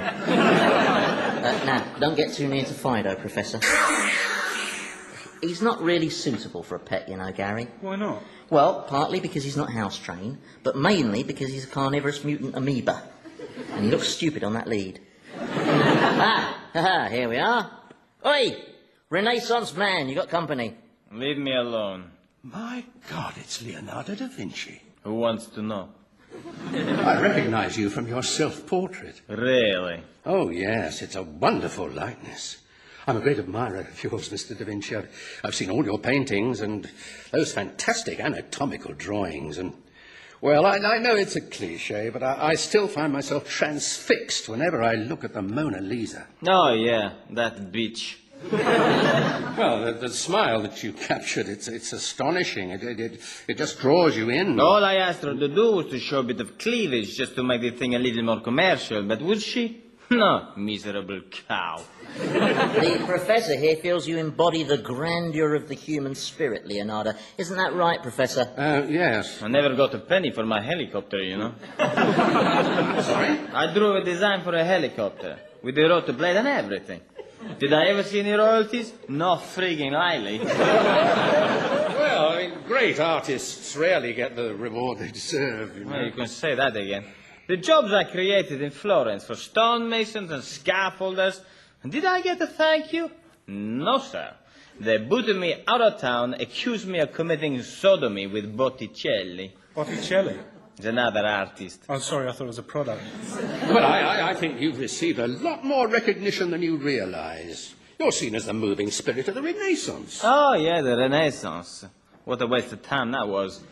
Years of chronic backache working on statues and paintings and frescoes full of stupid fat nymphs. I'd have been better off going to insurance. Not disappointed, are you, Prof? Well, I mean, he may be a little less positive in outlook than I'd imagined, but you can't question his achievements. And I really don't think you've discredited my thesis in any way. Gary, fetch the bard, will you? The bard? Yeah, she wouldn't have flashed any thigh either. Yes, thank you. Yes, thank you, Leonardo. Right. Here he is. I'll do the introductions. Professor Richard Whittingham. This is William Shakespeare. Very pleased to meet you. This is an enormous honour for me. Yes, it is rather, isn't it? Oh, yes. Because I'm the greatest writer in the English language, you know. Yes. Hey, what's your favourite show of mine, then? Well, I think I'd have to say Hamlet. Oh, yeah, that was a great show, wasn't it? One of the best I wrote, I reckon. But you didn't write it all on your own now, Will, did you?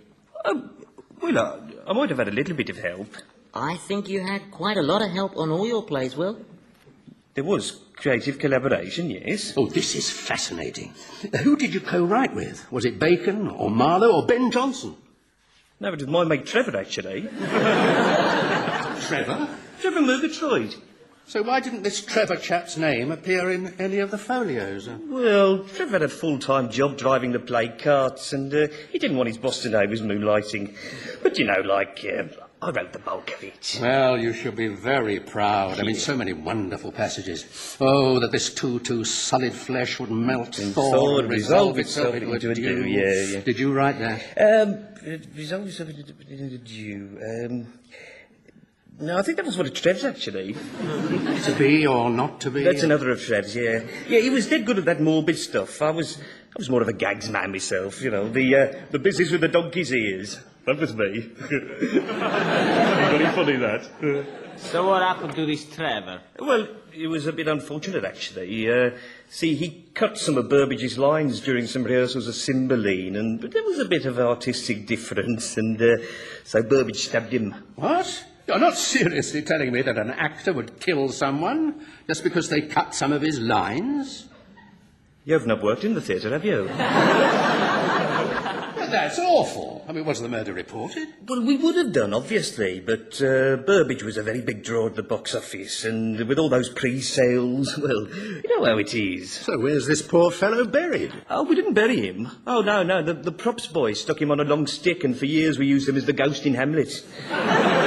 Very convincing he was, too, till he started to fall apart a bit. Eddie rode up. Would you like my autograph? I bet you would. Why would you want the autograph of a charlatan? Hey, excuse me, but who pushed your button, you big-eye type poof? How dare you brammy git? Oh, yeah, go on then, even think it out. No, please. Great headbutt, Will. Oh, no, please stop it. This is most undignified. Yeah, my money's on Leonardo. There's more anger in him, and he's Italian. No, don't join in, Fido. Down, boy, down! What a great bundle, eh, Prof? Always nice to meet your heroes, isn't it?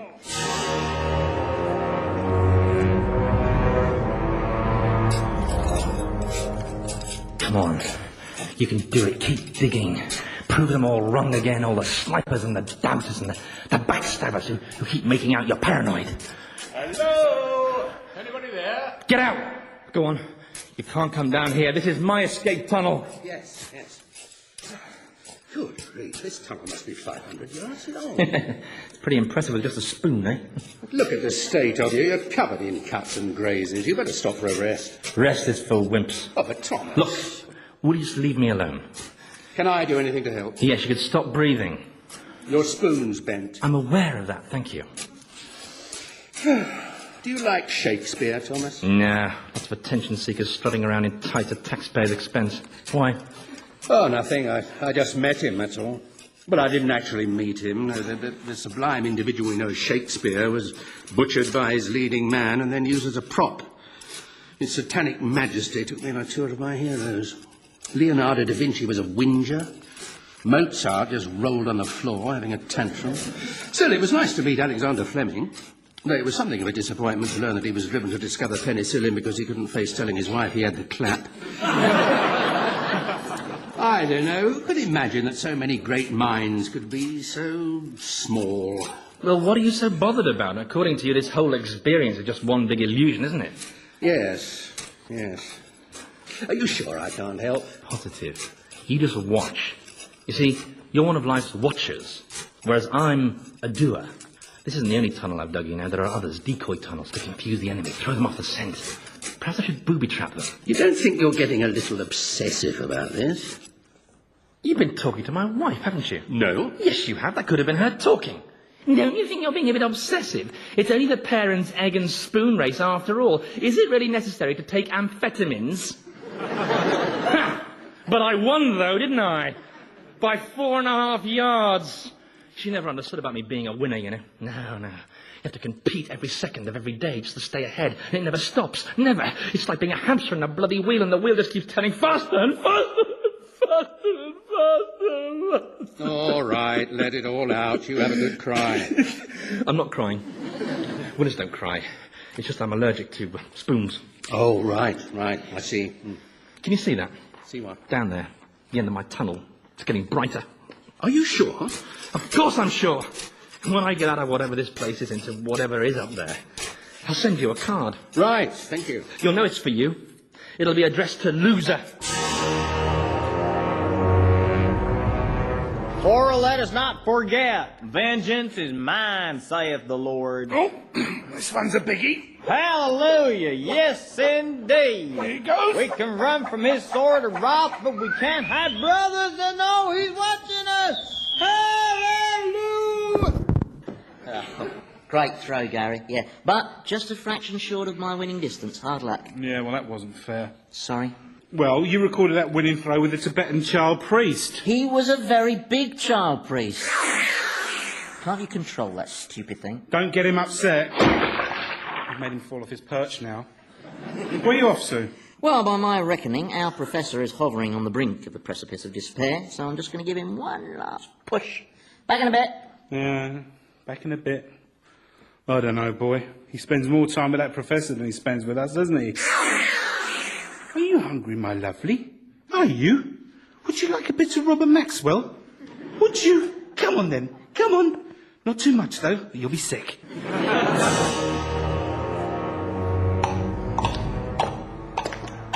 Well, Prof, did you enjoy meeting Einstein? Yes, thank you. Yes, Albert Einstein. The man who found the keys to the physical laws of the universe, who somehow fathomed the extraordinary mysteries of matter and energy. Yeah. Arguably the greatest human mind there's ever been. Yes. And yet all he did was sit there flicking bogies at you. Yes, well, obviously his morale's at a bit of a low ebb. Yes, as soon as he arrived down here, he just went to pieces. See, time may be relative, but eternity isn't. Well, you can't take away his achievements. He revealed the true nature of the universe. I want to show you something. Hold tight. What's happening? Where are we going? Up top to the world you left.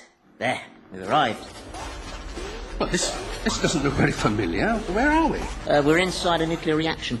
What? I've shrunk us, one of the perks you get when you're a supernatural being. We are now the size of subatomic particles, and we're parked slap bang in the middle of a nuclear chain reaction. Oh, they're a bit nippy, those electrons, aren't they? This is wonderful. I've studied the theory of these things all my life, but to actually see nuclear physics in action... Ooh, that was a good one, all sparkly. For years we wondered whether they are tiny points or waves or strings, and they're all of these things. Look, they just keep changing. Protons and electrons, and this is fantastic. What's that funny shaped one there? Well, you know how things always go wrong at the worst possible moment? You know, something solid lets you down, like your key snaps in the lock or your foot goes through a floorboard? Yeah? Well, that's what causes it. It's a particle that whizzes around deliberately colliding with all the others. It's a troublemaker, basically. Well, that's absurd. These things don't exercise free will. Excuse me, could you just move to one side, please? I'm aiming for that proton. Yes, of course.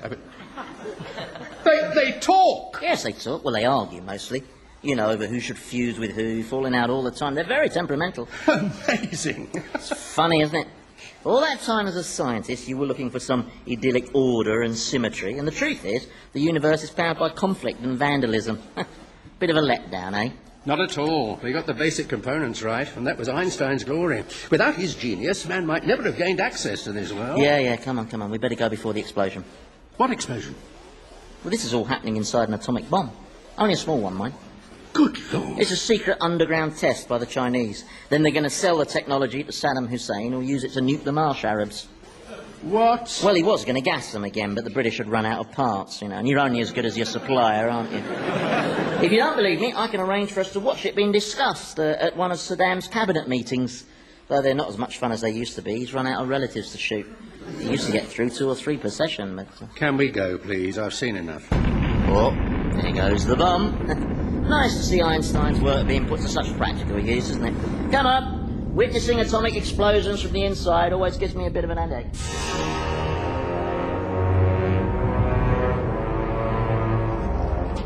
So, you've finally broken the professor, you reckon? I think so, yeah. He went very quiet on the way back, yeah. I don't think we'll be hearing any more of that triumph of the human spirit bollocks. You must be well pleased. Well, I thought I would be, but, I don't know.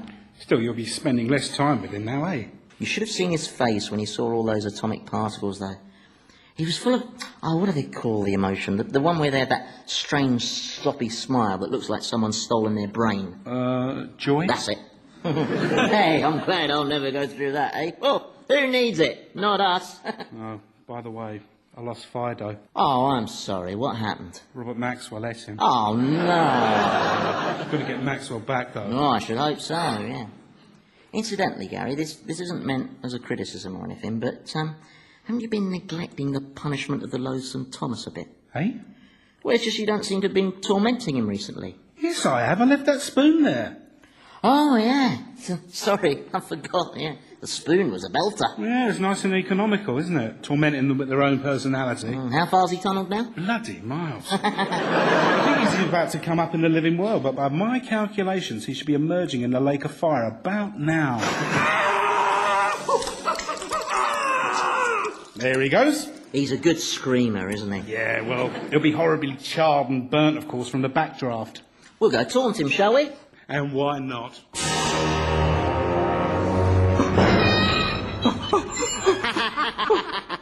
Look at his face. It's like Al Jolson.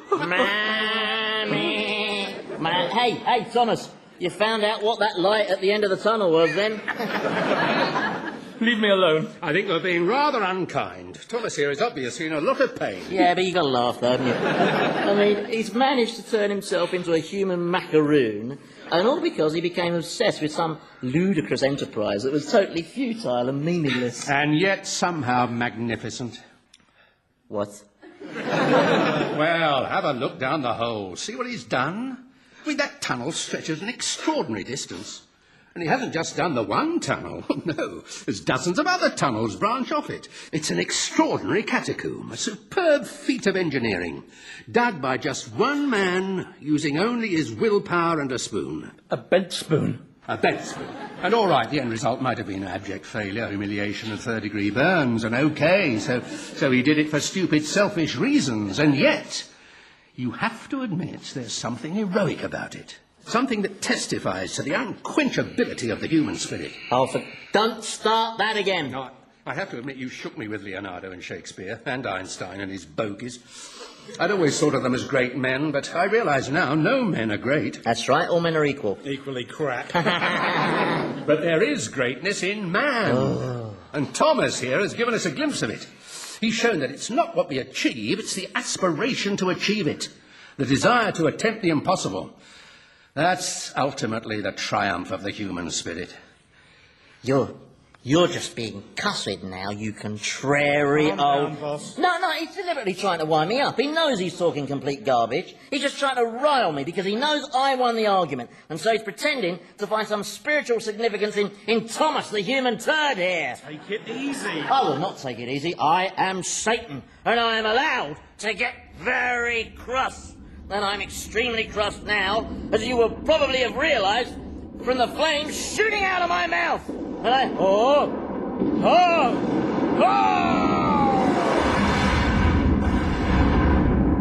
Bloody hell. Where's he rocketed off to? Well, when he gets that angry, he just has to go up top and foment unspeakable evil. There's probably some new dreadful atrocity happening right now. It'll be the first item on News at 10, and it's all your fault. Still, nice to see him back to his old self.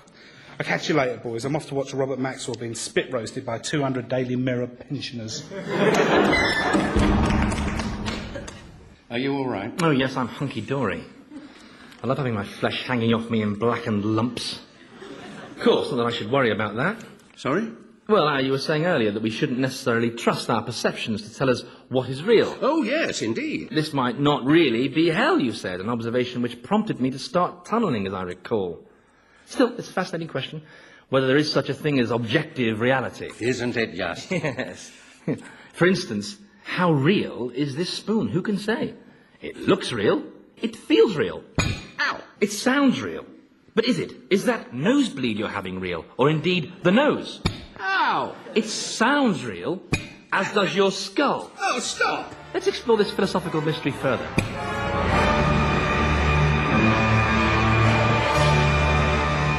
Old Harry's Game featured Andy Hamilton as Satan, James Grout as the Professor, Jimmy Mulville as Thomas, and Stephen O'Donnell as Gary, with Philip Pope and Michael Fenton-Stevens. The programme was written by Andy Hamilton and produced by Paul Mayhew Archer.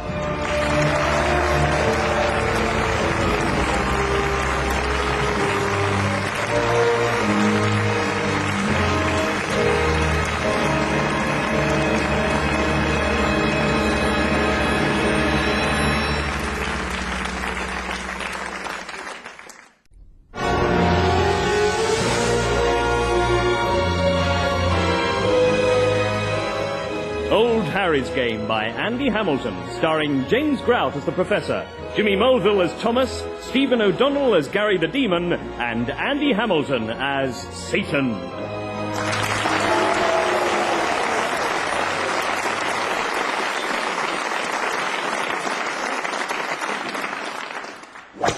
That's it. Welcome to hell, you miserable sinners. This is where you pay for your vile crimes, you putrid scum. This is where you cower before the forces of darkness for all eternity. What are you doing? Oh, I'm just practising. 14 High Court judges have just died. They should be here in a moment. 14 at once? Yeah. Well, how did they die? Ooh, big gas explosion in a brothel in Streatham. I'm going to give their lordships a right going over. You know, fill them up with Vindaloo and then sew up their bottoms, that sort of stuff. They'll probably enjoy that. Your Satanic Majesty's more than welcome to watch. I'll be tormenting them in the reception pit. Yeah, okay. Yeah. Have you seen what I've done to that junior health minister? Hey? You know, the one who was always making speeches advocating care in the community. No. I've arranged for him to spend all eternity being shouted at by hundreds of men with shaggy beards and clothes made from wet newspaper. Yeah, nice one, yeah. And that Californian cosmetic surgeon, the one who ripped off all his clients... Oh, yeah. I've given him a pair of massive uneven breasts held permanently in a living bra. A living bra? Yeah, it's made of fire ants. Biting him to buggery they are. Oh, come on, boss, cheer up. You're Satan. If anyone should be enjoying himself, it's you. Oh, I don't know. Look, I know. Let's get the film projector out and show King Arthur how he was portrayed by Richard Harris in Camelot. Gary? Yeah. Does having the bottom half of a goat ever bother you? Well, that's the way we're built. I mean, why should it bother me? Well, there's a smell for a start. I mean, it's dreadful. Blue bottles circle our legs and then pass out. I mean, it's revolting. I mean, look at our bodies. We've got hooves, then goat's legs, then human upper torso, but covered with more body hair than can be found on the whole of Greek manhood, and all fetchingly topped off with green face, red eyes, and a pair of shrunken cow horns. I mean, the state of us. We look like something that's escaped from Porton Down. Well, I quite like the tail. Oh, yeah, the tail. Yeah, we walk completely upright, but we got a tail. That's a lot of bloody use, don't Well, it comes in handy for sweeping up. Of course, we've him to thank for this stupid design. You know, him with a capital H. Oh, yeah, him. He couldn't just banish us to the abyss and let us keep the bodies we had as angels, could he? Oh, no, he had to put us in poxy fancy dress. You've never been bothered about your appearance before. I know what's behind all this. What? The Professor. Ever since he's got here, you've been miserable. It's all that thinking he's made you do. It's not healthy thinking. It can make you go blind. Oh, that's an old wives' tale, Gary. It's true. Look at Milton. At it all the time he was under the blankets at night thinking, and look what happened. Gary, that is not a rational proposition. See, you're even talking like the Professor. It's because you spend all that time with him. I spend time with him because I'm trying to disabuse him of those two pathetic delusions that he's labouring under. Namely, one, that this isn't hell but some sort of dream, and two, that man is a noble creature as opposed to a contemptible shitehawk. I just have to prove him wrong on those two counts, that's all. Well, you're not doing very well so far, are you? Let's just change the subject, shall we? All right. Here, I've just worked out what to do with them judges. I'll make them play nude volleyball, using a porcupine as a ball. I was a beautiful angel, you know, with flaxen hair and wings like a swan. Do you remember my wings? No, not really. Great wings. I could always beat the angel Gabriel in a race. Down to Galilee and back, I'd say, whoosh! He never got within a trumpet's length of me. Are you sure you don't remember my wings? Sorry, it all seems a very long time ago. How long ago would you say? Don't know, it's hard to keep track of time down here. You're right, it is hard to keep track of time down here because there is no time. At least not measurable time. E.g., you were revealing to me the full glory of your ignorance in a brain-numbing conversation about the causes of Milton's blindness. Now, when exactly did that take place? Well, earlier. Earlier, quite. That's as specific as we can be. We have no days or nights, weeks or years, nothing that gives shape to things. What we need is a timepiece, something to impose some temporal order on our formless chaos. Well, loads of the damned have got watches on. I mean, some of them got quite nice Rolexes, actually. Yeah, but mortal watches don't work down here. They may be waterproof and shockproof, but they're not being transported to a new dimension proof, are they? No, we need to create our own kind of clock. Well, without the sun or the moon or anything, how are we going to manage that? Stand there and repeat after me. Tick. Tick. Tock. Tock. Tick. Tick. Tock. Tock. Tick. Tick. Tock. Tock. Now on your own. Tick. Tock. Excellent. Tick. Tock. Okay, now keep that going. Tock. Every 100 tick-tocks, chalk a mark on the wall. We'll go metric, it's a lot more logical. Tick. So it's 100 tick-tocks make a minute, 100 minutes in an hour, etc. We'll call this Satan Day, the first of the month of Devilember. Okay, keep it up, Gary. And don't worry, I'll see to those judges for you. I'll fetch a porcupine from stock.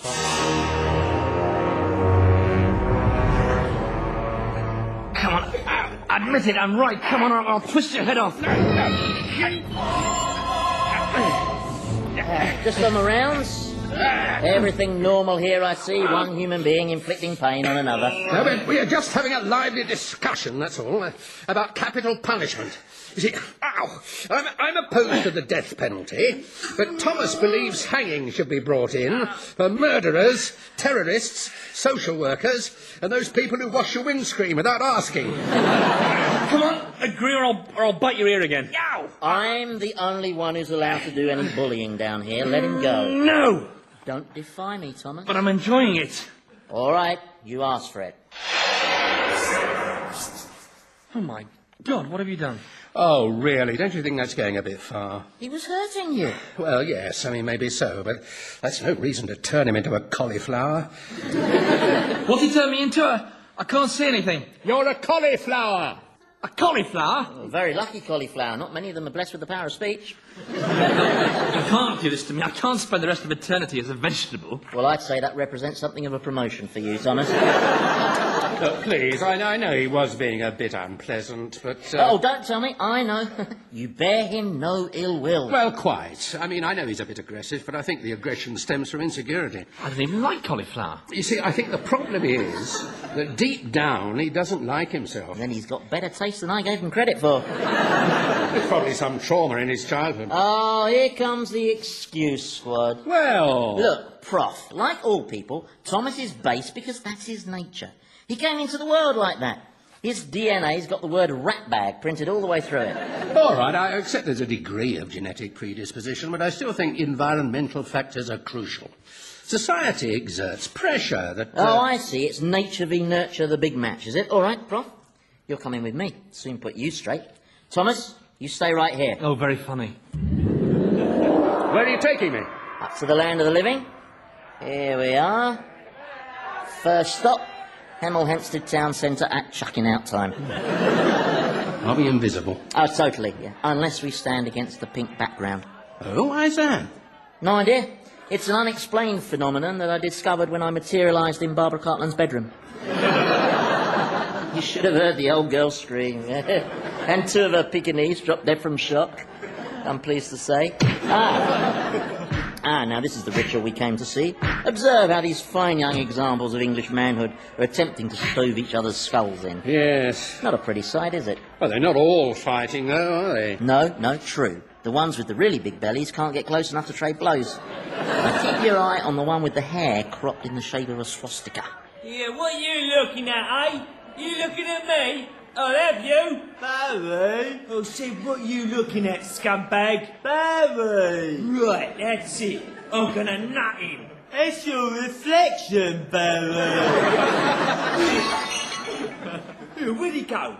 Come here, you chicken. So, tell me, Prof, what environmental factor caused that Neanderthal display? Well, alcohol, of course. A drug society does so much to promote. I mean, these chaps are encouraged to drink more than they can handle, and then the alcohol lowers their inhibitions, and they... Reveal their true natures, exactly. Nature 1, nurture 0. No, I can't Look, agree. Prof, do you see any of those drunks doing origami? Or praying for world peace, or cuddling teddy bears? No.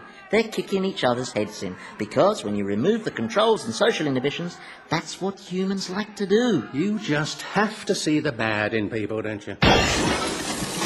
There goes Sainsbury's. I still say environment's the key factor. All right, come on then.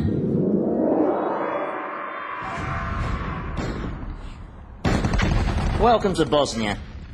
You probably guessed that from all the buildings that look like Swiss cheese. The one we're standing in used to be a hospital. Who's the man by the window? Sniper. He sits there all day with his rifle, just waiting for some little old lady to cross the square with her shopping, and then he picks her off. Like that. Oh, God. And he's a victim of his environment, I suppose, is he? Maybe he should go on Oprah. Slobodan here is addicted to shooting defenseless old ladies. Join us after the break for Men Who Snipe and the Women Who Love Them.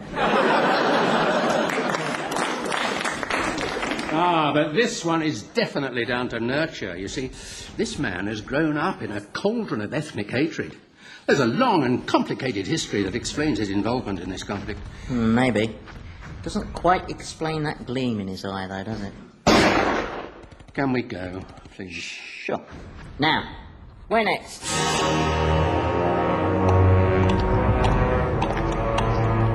Tick-tock, tick-tock, tick-tock, tick-tock. Hello? Tick-tock. Anyone home? Tick-tock, tick. Down here. Are you the cauliflower? Yes. Tick-tock. What's all this tick-tock stuff? Satan wanted a clock. Tick-tock. So I'm it. Tick-tock. What's all that bobbing your head from side to side? You look ridiculous. I do not. Tick-tock, tick-tock. Well, you look ridiculous to me, and I'm a cauliflower. Have you seen Satan? Tick-tock. He went off with the professor again. Gary, have you noticed? He lumbers you with being a timepiece. He turns me into a particularly uninteresting vegetable, but he never does anything nasty to the professor. Yes, I had noticed, actually. Oh, no, you put me off now. And he's spending more and more time with that overeducated windbag while you do all the work. I ask you, is that fair? Mr. Pope, a right-wing old pole. Exactly. I mean, if you're going to have all the responsibility for running this place, then by rights you should have the authority. You should be the chief executive of Hell PLC. Because you've got the necessary drive, flair, resourcefulness, and intelligence. Was my last one a tick or a top?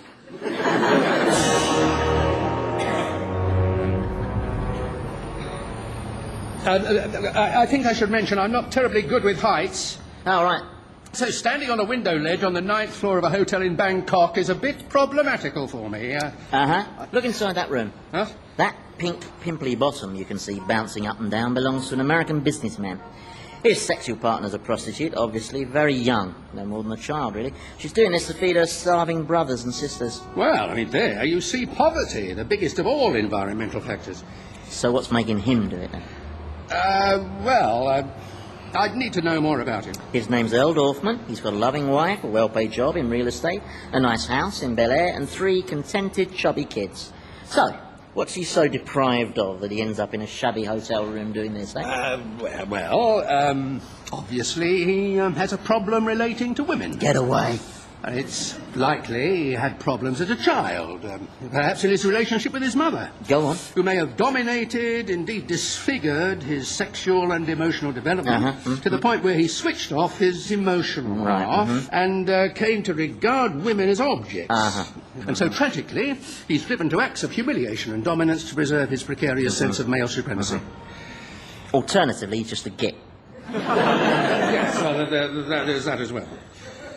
Look, do you mind? But being perched on this window ledge is making my head swim. Oh, yeah, sorry. We'll go inside the room. Oh, no. I didn't...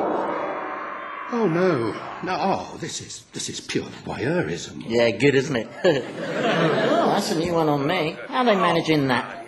Oh, I suppose it's having the false leg makes it easier. Maybe. Uh-oh. What? Look behind us. Pink wallpaper. Oh my God, it's the devil!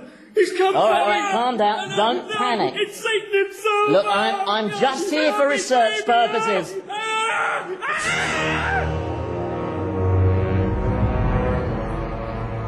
You see, Gary, the truth is big changes are needed around here. I'm talking about a putsch. Very interesting. What's a putsch? I'll tell you if you turn me back into my pre-vegetoid state. No, I can't. I'll get into trouble. Oh, go on, Gary, please. With the exception of being cooked and having a cheese sauce poured all over me, I think I've exhausted the full range of experiences available to a cauliflower. No, I don't, because... He's back! Tick-tock, tick-tock. See, Prof, basically, you're all pre-programmed to fight, kill, lie, cheat. Hello, Gary. Oh, before I forget, we're about to get an unscheduled arrival from Bangkok. A naked American businessman. Massive heart attack. How's the timekeeping going? Fine. Tick. Yeah? And what time do you make it? 84 minutes past 3. Tick-tock, tick-tock. Hang on. Tick. That's no good. Tick. Your tick was twice as long as your top, then. Yeah, well, you asked me a question. Tick. You did it again. The seconds are supposed to be the same length. This is no good at all. No, well, I'm doing my best. Don't stop. I will. This is a stupid idea. I shouldn't have this job. For a start, I can't hold a beat. You know that. From the time we had the staff karaoke evening, I kept getting ahead in Stand By Your Man, and all the other divas just stood around, started laughing at me. Don't upset yourself. I'll find another timepiece. I know. I could use Thomas the cauliflower. Oh, no. Attach a length of rope to him and then swing him as a sort of pendulum and... Oh, no, he's got maggots. See, Prof? Even when you turn them into collies, people are still rotten to the core. Look, I'm sorry. Taking me on that whistle-stop tour of the world's most inadequate individuals really didn't prove a thing on our nature versus nurture debate, you know. All right, then. I thought of a more controlled experiment. How about a drummer? Eh? To do all that tick-tocking, someone with a decent sense of tempo. All right. As long as it's not Keith Moon. You know what he's like, just trashes everything. You thought you'd calm down a bit, but no. Prof, you come with me. We're going back up top. Excuse me. Well, I was just wondering if I could possibly stop being a cauliflower. Oh, yeah, of course. There. Thank you. Come on, Prof. Excuse me, but I don't appear to have any limbs. Aubergines don't have limbs, Thomas. Hold tight, Prof. This is a fascinating process, this dematerialization. How do you break down our molecular structure? Well, I use beta radiation to ionize the positively charged subatomic particles that bind our essential cellular structures. That and the magic word. Here we are. A quiet, leafy street in a tranquil Surrey suburb. It's very nice. This is where Thomas grew up. It's so easy to see why he turned out the way he did, isn't it? Didn't stand a chance. The poor lad had to scratch and claw his way out of the mean streets of Godalming. There's a jungle here, you know, the squalor, the deprivation. Sometimes these people go for days without a single croissant. Where are you going? To church, of course. Come on. There's some room at the end of the pew there. We are still invisible, aren't we? Well, I think we'd know by now if we weren't, don't you? Go! I haven't been to church for ages. Not since the murder of Thomas à Becket. Flat, isn't it? Very good turnout. Must be on songs of praise. What's the matter with... Oh, I don't believe it. Are those tears in your eyes? Well, this hymn always does this to me. Every cup final, I just fill up. Sissy. Well, it's very moving. Don't you find it moving? Don't be silly. Why would it move me? It's just a stupid song. Oh, shh. They can't hear us. Goody. It's the sermon. Matthew chapter 4, verse 5. And Satan took Jesus to the holy city and had him stand on the highest point of the temple. That's wrong for a start. If you are the Son of God, he said... It was the second highest point of the temple. Throw yourself down, for it is written... For it is written. As if I say something as naff as that. It makes me sound like Charlton Heston. Now, what are we to make of the story of Christ's temptation? See the vicar? That's Thomas's dad, that is. Oh, you're kidding. No. So, you see, Thomas was raised according to good Christian principles by a man of the cloth. Yet he still turned out a scumball. Another win for nature over nurture? Not at all. Just because he's a vicar doesn't mean anything. For all we know, there could still have been brutality in the home or lovelessness. I knew you'd say that, so I've got something else to show you. And here we are, the perfect suburban home. Who's that woman? You'll see. Darling, it's okay, I'll do the dishes later. It's all done. Good grief, it's Thomas. Correction, Thomas's twin brother, Clive. Well, he's very like Thomas. I'm just off to distribute blankets to down and outs. Not that like Thomas. All sold is a freezing night. Yes. Well, don't go giving all your money to them this time. I don't want you walking all the way home again. I might visit the cemetery on the way home. Check Thomas's grave hasn't been vandalised again. It's a disgrace. I don't know why those people keep doing that. Well, he did raid their pension schemes. A lot of them are homeless now. Yes, but he's dead and gone, and, I don't know. Now, don't upset yourself. He's gone to a better place. I love it when they say that.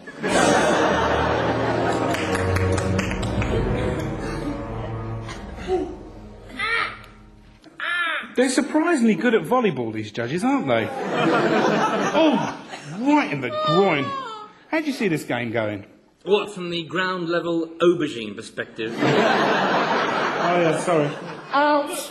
How long are we going to have to play this? What's the score? 807 points to 806. You've nearly finished. Oh, good. The first set.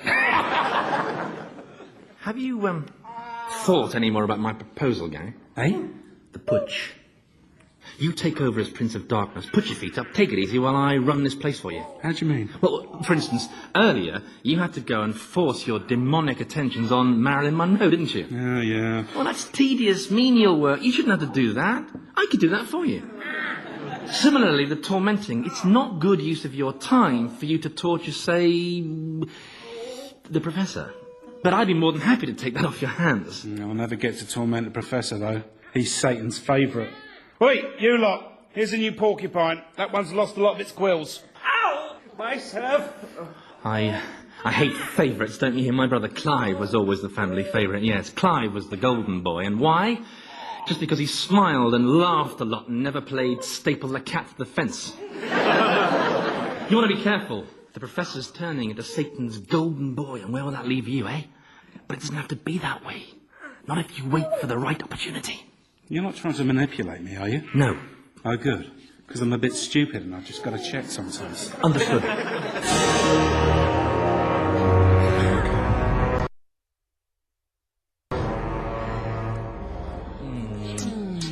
Oh, look at them soppy kissing. Well, I think it's rather touching. Mwah. Now you take care of yourself. Oh, don't be late, your mum's calling round. Right, she's missing Thomas dreadfully. I know. She can't stop talking about him. But yesterday she was reminiscing about how just moments after you two were born, she caught him trying to strangle you with the umbilical cord. Yes, that was Thomas. Physically ill. Home again? Oh, look, there's Gary and Thomas the aubergine watching the volleyball. Well, Thomas isn't really watching it, but he can probably feel the vibration. So, Prof, you have to agree, Clive was the perfect control to our little experiment. A twin brother, identical, same environmental factors, same upbringing, and yet so different from Thomas. Kind, loving, compassionate. Aha! Aha! What? Yes, I've got you here. All right, yes, Clive appears to make a strong case for nature over nurture. But... surely Clive's very decency disproves your other great claim, that mankind is inherently base. After all, you said it yourself, he's a kind... Loving, compassionate, hypocrite and adulterer. Adulterer? Oh, yeah. He's got several mistresses. Didn't you spot it? The necklace was a dead giveaway. Yeah, men who are prone to extravagant romantic gestures are invariably adulterers, yeah? Well, just look at Christa Berg. Well, I used to go in for romantic gestures, and I never committed adultery. Yes, well, you seem to be the exception to all the rules. I'm beginning to wonder if you're an alien. And why is Clive a hypocrite? Because he wears all his feelings on the outside, like badges. But, nonetheless, he's turned out very different from Thomas. And Clive is merely unappealing, whereas Thomas is, well, there's not an adjective that does the job, really, is there? All right, then. Here's another obvious flaw in your argument. If, as you claim, man's nature is inherently and unalterably vile, then how come things sometimes get better? Eh? Well, according to you, man's history should be a continuous descent into darkness. And yet, quite often, humans step back from the brink. Look at Northern Ireland, the Middle East. Yeah, well, I wouldn't turn any cartwheels just yet. The fat lady hasn't sung in either of those operas. Well, look at South Africa, then. Look at Mandela. 30 years a prisoner and no bitterness in him. Oh, yeah, you should hear him when he's on his own. He's got a white cat called de Klerk, and he kicks it all round the room. And there's one more massive inconsistency in your position. Yeah, go on, then. Well, if for a moment we accept your claim that man is born bad, then it's neither fair nor logical to punish him. If he's got no free will, you're just punishing him for being something he can't change. His nature. In which case, what is the point of hell?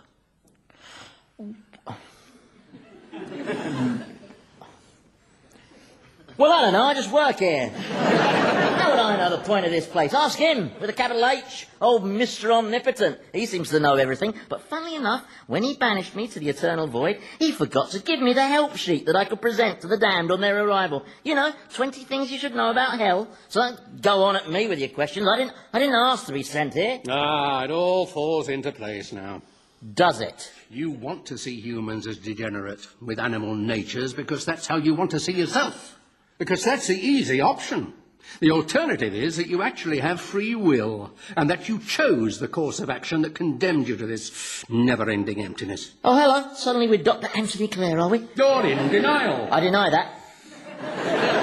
You're tortured by the thought that you could have stayed in heaven. So you hide behind this idea that no one can escape their nature. Yes, this is all very interesting, And Prof, that's why you need us to be evil and irredeemable. We're mirrors of your own self-loathing.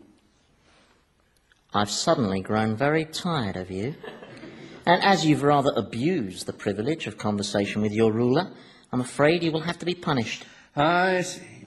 Take off your clothes and go tell their lordships they got one more for volleyball.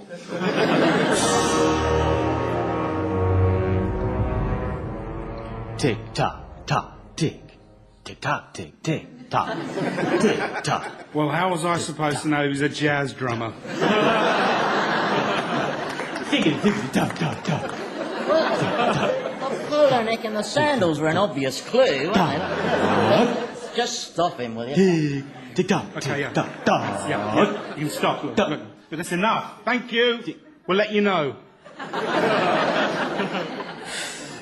Have you stood the Professor upside down in that barrel of pig bile? Yes, just as you ordered. Good, I've been too soft on him, mouthy old duffer. I'd rather got the impression you liked him. I'm Satan, Gary. I don't like anyone. I'm incapable of liking. Hating and destroying I can do. Sowing discord, I'm good at that. I might nip along to Camelot's office, you know, rig the numbers so that Pol Pot wins the jackpot. You're sounding more like your old self. Or maybe I'll send the Pope a fax saying, sod off, you Fenian bastard. Yours, Ian Paisley. On second thoughts, no, he probably gets those all the time, doesn't he? Boss? Yes, Gary? What's a putsch? A putsch? Well, how can I explain? Well, supposing, for the sake of argument, Thomas were to suggest that you and he combine forces to try and seize power from me and rule this kingdom of darkness, that would be a putsch. Oh, right. Putsch. It means an ill-advised rebellion, Gary. Yeah. Thanks for that. My pleasure. Boss, can I ask something else? Go on. Why are you wearing trousers? Because I got fed up staring at these poxy goat's legs, that's why. Don't you like them? 70% cotton. I think they're rather smart. I got them off Thomas. Won't he need them then? Tapeworms don't wear trousers, Gary. You mean you turned him into a... 2 foot long tapeworm, yeah.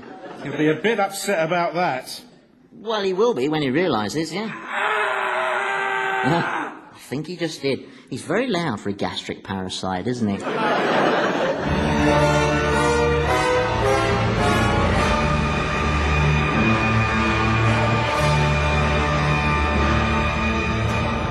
Old Harry's Game featured Andy Hamilton as Satan, James Grout as the Professor, Jimmy Mulville as Thomas, and Stephen O'Donnell as Gary, with Philip Pope, Michael Fenton-Stevens, and Felicity Montague. The programme was written by Andy Hamilton and produced by Paul Mayhew Archer.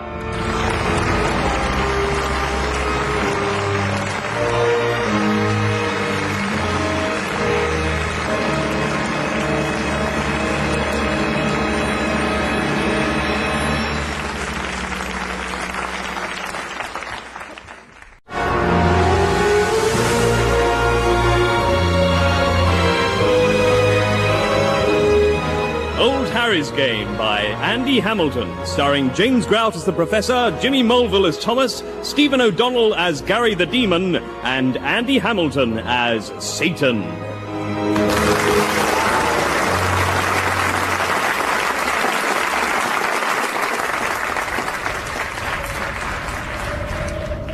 When no one else can understand me, when everything I do is wrong, you give me hope and understanding. You give me strength to carry on. Oi, Elvis! Elvis, keep the bloody noise down. Sorry, sir. Never stops. What's the matter with him? Well, he's probably thinking, here I am, stuck in hell. Might as well sing, keep my morale up. Yeah, well, you were supposed to ensure that his morale is permanently down, aren't you? I mean, he knows there's a no singing rule down here. There are signs everywhere. The only person allowed to sing, and then only for my tormenting purposes, is Gracie Fields. Elvis was just born to sing, I suppose. Well, punish him. Stick him inside a box or something. A box? Elvis? All right, then, a crate. Just anything that'll muffle the noise a bit, OK? Right, OK. Make a note of that. Crate for Elvis. What's that you're writing in? My filofax. Your filofax? Yeah, well, it used to be Thomas's, but he gave it to me as a present. It's in good condition. A little bit of dried blood on it from when Thomas bled to death in that car crash. But apart from that, it's fine. Demons aren't supposed to accept backhanders from the damned, Gary. Well, it's just a filofax. I mean, it's dead handy, because I just write down all the things I've got to do. Yeah, well, beware of Thomas's bearing gifts. He's up to something. Oh, which reminds me, I don't think we should be billeting Machiavelli and Richard III so close together. There's always a lot of whispering going on. So I'm separating those two in your filofax. Fair enough. Now, let's see if I've got a window. See if you've got a window? We're here for eternity. Of course you've got a bloody window. And what's this on the floor? Entrails? Exactly. I've nearly gone arse over tip twice skidding on those. Whose entrails are they, anyway? Dunno, can't remember. Does it matter? Sweetheart, honestly, this place is like a tip. You should put entrails back in the person where you found them. Oh, don't see why I should clear up after you. I could be out enjoying myself, flailing a few bishops or stretching Joseph Stalin on the rack. Well, what's stopping you? This mess is stopping me. Look at it. What we need is a hoover. Yeah, I know what's brought all this on. Do you really, Gary? How fascinating. Yeah. It's the professor. Ever since he said you were projecting your own self-disgust onto the world around you, you've been all irritable. Really? Yeah, you know, obsessive, anally retentive. Do you know what anally retentive means, Gary? Because I'm perfectly prepared to illustrate with this broom. Well, you're Satan, Prince of Darkness. You shouldn't be tidying up. Yeah. You're absolutely right, Gary, yeah. You take the broom. Thanks for volunteering. I want it spotless by the time I get back. Brilliant. I'll send you over some help. I know, George Formby. He's had cleaning experience. And you can have, I know, Vlad the Impaler and Joseph Stalin, just as soon as I finish stretching him on the rack. Well, how long will he be on there? About half a mile, I'd say. Girls be up. I love that. Oh, I'm so cheesed off. You can shut up as well. Well, I didn't say anything. No, but you were going to, I can tell. You had that look on your face. The look you get before you come out with some bit of homespun philosophy. It's like sharing digs with Jiminy Cricket. God knows I've been shoved in here with you. I think Satan wants to make a point. He wants to prove to me that man is a venal, selfish, animalistic reprobate. Well, how would my being in here prove that? I've no idea. If you ask me, I'm probably clinically depressed. You haven't got any Prozac on you, have you? No, sorry. I didn't have my supply on me when I died. If you die... Oh, don't start that. We may have passed into another dimension garbage again. You got any drugs on you? Cocaine? Drugs make you paranoid. That's what they want you to think. And cocaine damages your nose. Listen, pal, the money I was making, I could afford as many noses as I wanted. I could have had more noses than Michael Jackson. Hundreds of noses. Noses coming out my ears. God, I was hot. But look at me now. I know what'll cheer you up. We'll play Happiest Moment. You have to describe the happiest moment of your life. Oh, God. You'd like me to start? Okay. I'd say the happiest moment of my life was October 1966. Cambridge. Sitting on the riverbank with Deborah. With the trees on the banks all shimmering gold and auburn and hundreds of wonderful subtle colours. And realising that I would be spending the rest of my life with her. Pass me the sick bag. All right, then, what was your happiest moment? Or didn't you have one? I had hundreds of happiest moments, actually. Every day. Don't think your life was happier than mine, because it wasn't. I was a happiness machine. You ask my wife. You ask all my wives. Well, pick one moment, then. Okay. I think it has to be about 6:30 p.m. on 4th of June, 1981. You see, I've got this identical twin brother, Clive. I mean, like, totally identical twin brother, except he was the golden boy. The goody-goody. Everybody's favourite. Anyway, that night, I called round to his house, and his wife, Jean, answered the door, and she must have been expecting him home because she thought I was him. Well, I was going to put her straight when she started to come on all horny, you know, murmuring, "Oh, Clive, Clive," and tearing at my clothes. So I think, well, why not? So a few moments later, we're both stark naked on the floor in the hall, going at it like rabbits, and all the time she's thinking I'm Clive, Super Clive, Clive, the patron saint of smug siblings, and I'm thinking, this is brilliant, because he's looked down on me all our lives, but now I'm getting my revenge. Oh yes, I've triumphed, because without anyone realising, I'm shagging my brother's wife. And what's more, I had clap at the time. And while I'm cuckolding my own brother, I am thinking, this has got to be the happiest moment of my life. Great day. What? Why is your jaw hanging down like that?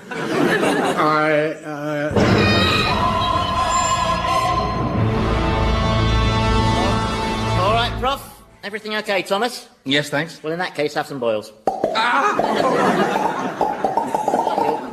Your face is suited to boils, Thomas. They match your personality. You all right, Prof? You look a bit pale. Oh, yes, I'm fine. We were just playing a game. Oh, that's funny. I've just been playing a game with Elvis, where I put him in this crate and nail the lid down. And he has to find a way out? No, he has to put up with it.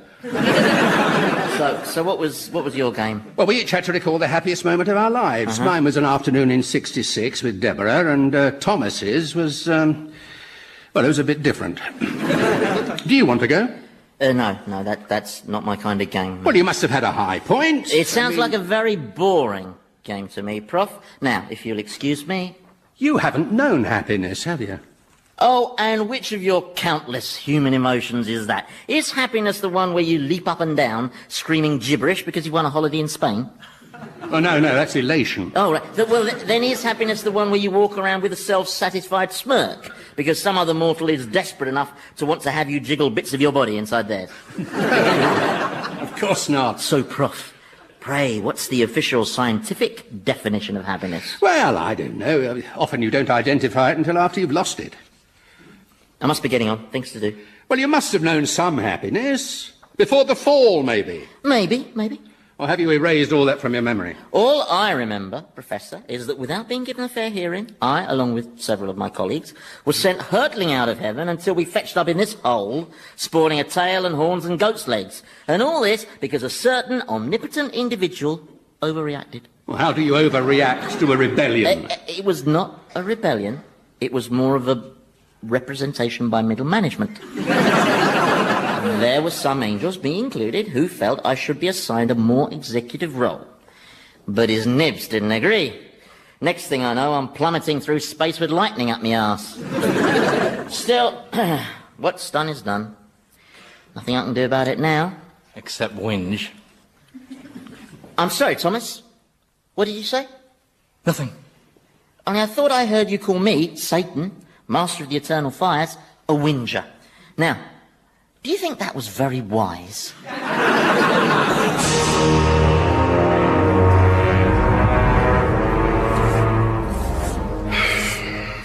Hey, Vlad, you missed a bit. Here you are.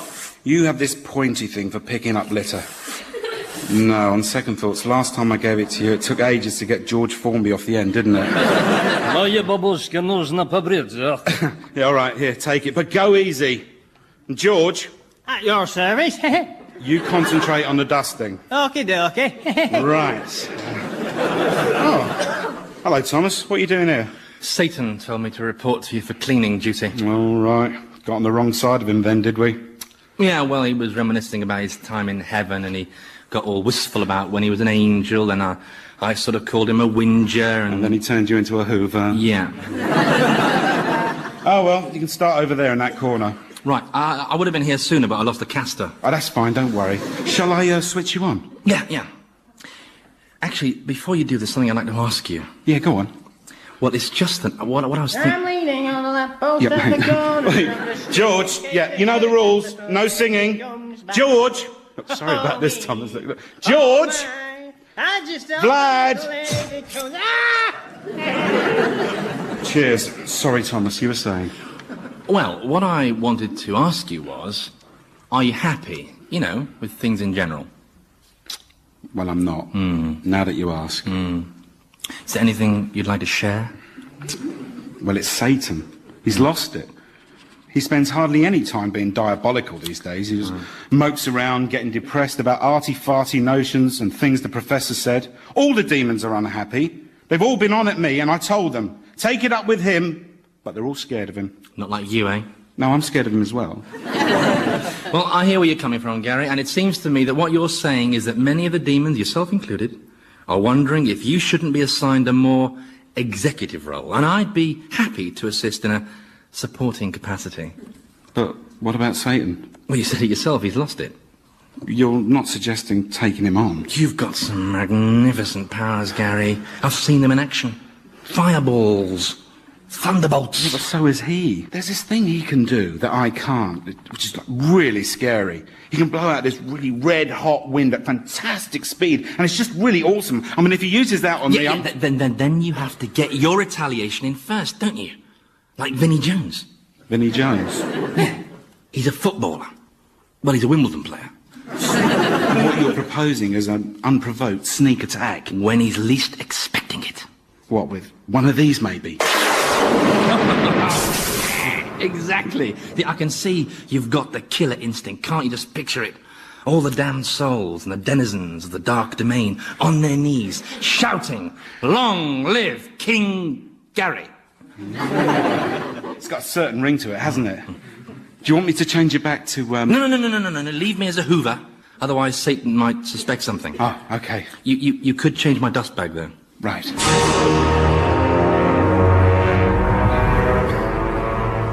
So, what do you reckon is the path to true happiness, then? Oh, well, goodness knows. I mean, people find happiness in so many different ways. Through their family, or their work. I mean, you feel happy in your work sometimes, don't you? Well, I must admit, I do get a sort of warm, pleasurable glow when I'm torturing Richard Nixon. But then who wouldn't? Most of the time I just feel nothing. Do you ever get that? Do you ever feel that it's just going on and there's absolutely no meaning to any of it? Yes, sometimes. Especially at the opera. Well, I get the... Hang on. Listen. I don't believe this. I've jammed him into that tiny crate and he's still singing. How can he do that? He hasn't lost it, though, has he? I saw him live once. Really? Yeah, Las Vegas. Fantastic. Towards the end of his career, mind. He'd slowed up a bit. He didn't do any pelvic thrusts. At least I don't think he did. He was so fat you couldn't really spot his pelvis. Oh, it's no use. I've got to get to the bottom of this. I want to have a word with him. Hey, where did the crate go? It's over there. Now, I've materialised you before us because I want you to answer some questions. There's some jelly in it for you. Thanks, sir. Now, I entombed you in a crate not much bigger than a ladybird's handbag, and yet still you sing. Why? Well, sir, I feel the most like Elvis when I'm singing, sir. He is Elvis. Well, I think what he's saying is his singing defines him, gives him meaning. Is that what you mean? Well, I don't rightly know, sir, but all I know is that I feel real good when I sing. Because when I sing, I remember my mommy holding me tight and singing to me. And maybe I remember all those happy hours I spent in God's house as a child, singing the praises of the Lord. So you see, sir, I think sometimes we try too hard to find happiness in the phony things, like money and fame, when all the time happiness is staring us right in the face in those simple day-to-day experiences like love and affection and music. Does that make sense, sir? No, it's gibberish. You're going back in the crate. Well, what about the jelly? No jelly. You promised jelly. I've never liked him. You wait till Bjork gets down here. She's going straight in there with him. That'll shut him up. Now, Prof, where were we?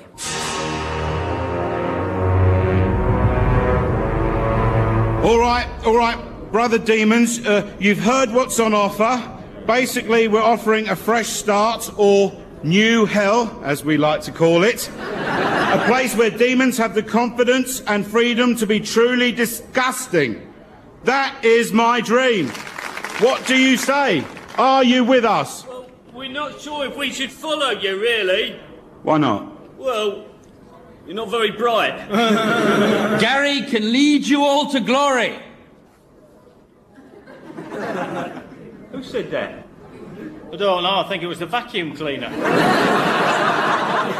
Fellow demons, I have a dream. I can give hell a sense of meaning, a sense of direction. So what's our mission statement, then? Hey?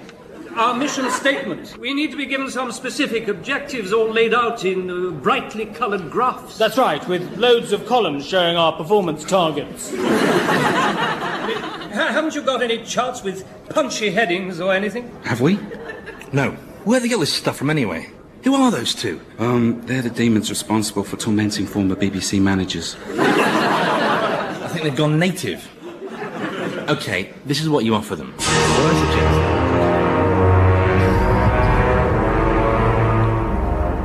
All right, let's see if we can unravel some of this meaning and happiness stuff. Here we have an expert panel of 5 minds, and identify yourself, please. Number 1. My name is Gautama Siddhartha. Hang on, that's Buddha. Give that man a coconut. Well, why is Buddha in hell? He's a non-believer, same as you. Doesn't believe in him with a capital H. All right, Buddha, let's hear your spiel. Thank you. I maintain that there are 4 essential holy truths. Everything is suffering. The cause of suffering is desire. The suppression of desire brings about the suppression of suffering. And to suppress suffering, you must follow the noble eightfold path. So say, if I suppress the desire to torture Richard Nixon, that would make me happy, would it? No, that sounds like a special case. Right. So, in a sentence, you believe the secret to happiness... Nirvana. Whatever. You believe the secret is... The annihilation of the self and the subordination of the will. Now, you don't think that, do you, Herr Nietzsche? No, I believe in the triumph of the will. Man should strive to be free, titanic, and powerful. The supermarch. We've got 2 very different views here, haven't we, Professor? Well, they're both valid, I suppose. Although, personally speaking, I find Nietzsche's philosophy less attractive, because he sees the individual as an isolated romantic ideal, and because I'm unconvinced by his argument that morality is relative, and... Because he's German. Yes, I suppose that's it. What about you, Jean-Paul Sartre? Any thoughts? Both. Obviously not. No. Can I ask Herr Nietzsche a question? Please. This triumph of the will. Yeah? What does the will triumph over? Everything. And what is the substance of everything? Haven't you got some humming you could be getting on with? Answer him. No, I will not. I've argued with Buddhists before. You give them an answer, they just come back with another question. You're there for hours with them babbling about nirvana and bhavajakva and yin-yang the flower pot men. And... I refuse to get involved. I say man is freed by his will, and that is that. Right. Mind you, you also said God is dead. Yes. And he's not, is he? You are. So? Well, I just think it puts a bit of a dent in your credibility, that's all.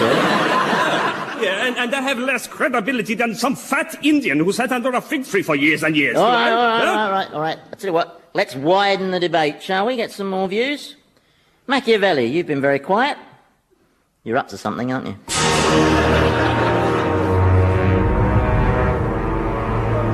And, brother demons, not only do I promise deeper and darker pits for the damned, but in addition we will create a regulatory body to monitor the deepness and darkness of pits and ensure that in terms of deepness and darkness they shall continue to improve. This regulatory body will be called Off-Pit, and will guarantee that this will be a centre of excellence in the persecution of lost souls. Now you're talking. That's what I call leadership. You've got them, Gary. They're putty in your hands. Yeah, what if Satan does his party piece? You know, the fantastically strong wind. He won't get a chance to. I'll do me Vinnie Jones on him. Well, grabbing him by the ghoulies won't stop him. Well, enough of talking. Are you with us or against us? All right, we'll have a show of hooves. I will win. I will. Damn. Okay, best out of 3. Who'd have thought Buddha would be so good at arm wrestling?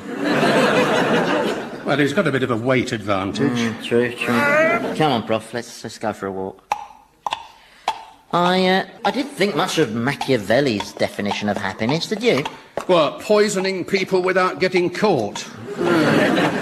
Was a bit on the negative side. Well, why didn't you try some of the other philosophers? You must have dozens down here. Nah, can't be bothered. Anyway, most of them went to pieces as soon as they arrived here. Martin Luther just took one look at me and shouted, "I knew it!" No, there's none worth consulting, really. I mean, Descartes just keeps muttering, "I think, therefore I am, aren't I?" at total strangers. Rousseau wanders around with no clothes on, and I can't remember where I put Aristotle. So. Oh, I don't know. You look for a bit of meaning, and all you find is zilch. You know, I've been thinking. You never stop. I think there is a discernible meaning to your existence. You see, Could humans experience happiness if there were no such thing as unhappiness? I think not. And you are an agent of misery. Ergo, by generating anti-happiness, you define happiness. There. An ingenious and well-argued theory, Professor. Thanks. But total bollocks, of course. Yes, I'm afraid so. Still, thank you for trying. Do you know how many times I get mentioned in the Bible? No. Well, I get mentioned in the book of Job. Allegedly, I persuaded him to test Job's faith by taking away Job's extraordinary wealth. Not true, of course. No? No. Job lost all that money playing the markets. He bought masses of stock in Sodom and Gomorrah insurance services. Well, they just got wiped out. Then I appear a few times possessing people and stuff, but I'm really an extremely minor character. No, it was the church who built up my part. Very useful for them I've been. The bogeyman they can browbeat people with. They sold indulgences, told people they could buy their way into heaven. Don't you think that is a cruel way to deceive people? Eh? That's why the cruelest pit down here is the Pope enclosure over there. Their holinesses get the most perpetual punishment available. I see they're all still pregnant. Oh, yes. Yes. Heavily pregnant, with backs at breaking point and hemorrhoids the size of cauliflowers. And it'll never end for them. Just like it'll probably never end for me. If I only knew there was, a full stop, that might make sense of the sentence. Well, I've always felt life's about the journey, not the destination. Did you used to subscribe to Reader's Digest? I did, actually. Yes, I thought so. Anyway, maybe your journey does have a destination. Isn't your end foretold in the Book of Revelations? Have you read the Book of Revelations? It's psychedelic garbage. 1 minute I'm a dragon, the next minute I'm a beast, then the whore of Babylon appears with hundreds of breasts sprouting all over the place, and then I'm back again with 3 sixes on my bunts like I'm some sort of raffle ticket. I mean, how could the world possibly come to an end with a scenario so badly written and so crass that even Jeffrey Archer would cross it out and start again? Well, maybe not, I don't know. No. You see, the plain truth is that there's no evidence for any sort of ending and... Hey, what the... All you demons should be back at work. Who's minding the shop? Go on, get back to work immediately. Did you hear me? Gary, what's all this about? We think it's time for changes. Do you now? And what sort of changes? Gary's promised regular staff feedback sessions, more flexible rostering and wider access to nuns and virgins. Has he? You've lost it, Satan. You tell him, Gary. You spend all your time with this mortal. The workforce don't respect you anymore. Oh, and who would they respect? Someone whose best mate is a Hoover? Now, get back to work, you lot, before I get...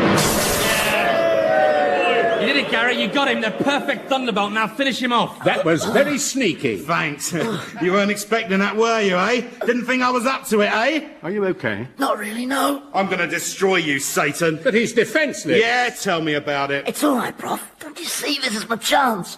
If I let Gary destroy me, well, that will finish it for me, won't it? That would be my journey over. I can finally see a shape to it all. Got a lovely warm glow in my breast. Do you think that's happiness? No, I think that's where the thunderbolt hit you. Gary, I said finish him off. I will. Gary! It's so easy, Prof. I can end all this now. I just have to let him obliterate me. It's almost perfect, except that it involves letting Gary beat me. And I don't think I can allow that, really. Point of pride. He's getting to his feet. Satan! Zap him again, quick. You were saying, Gary, about making changes. Hey, lighten up. It was a prank.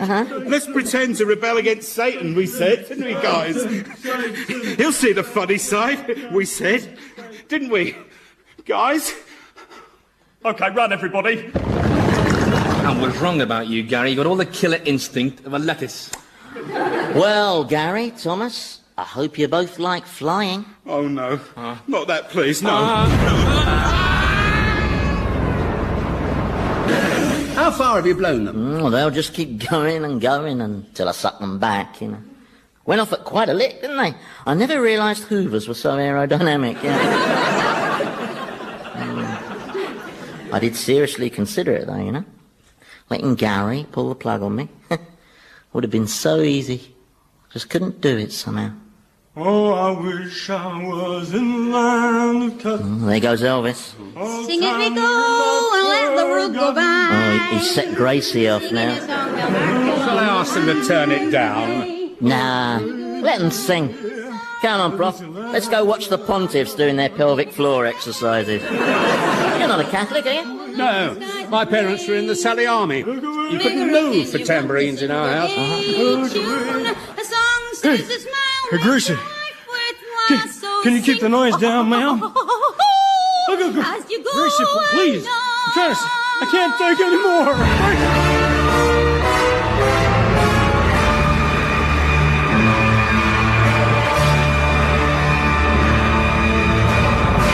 Old Harry's Game featured Andy Hamilton as Satan, James Grout as the Professor, Jimmy Mulville as Thomas, and Stephen O'Donnell as Gary, with Philip Pope, Penelope Nice, Michael Fenton-Stevens, and Nigel Pegram. The programme was written by Andy Hamilton and produced by Paul Mayhew Archer.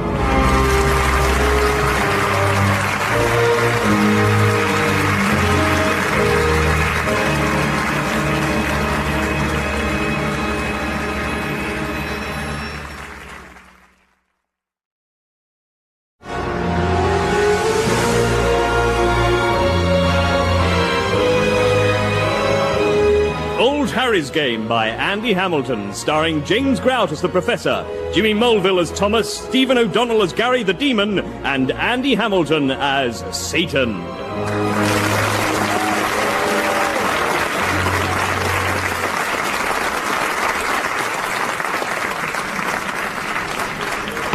Silence! Silence! Silence in courts. Now, I know there's a lot of interest throughout hell in this case, but I would appreciate it if spectators could display the due restraint and decorum. Bollocks! That is just the kind of thing I'm talking about. I will not tolerate it. Double bollocks! I know who's doing that.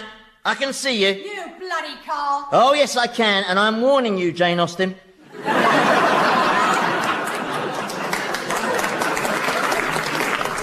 That's Jane Austen? Yeah, foul-mouthed hussy, honestly. Swears like Prince Philip with his pubes on fire.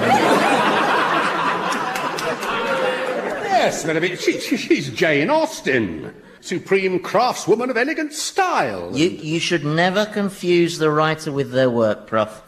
For instance, take a look at Oscar Wilde at the back there. Which one's he? He's the one wearing the Millwall scarf. See, they've all got a different side, sir.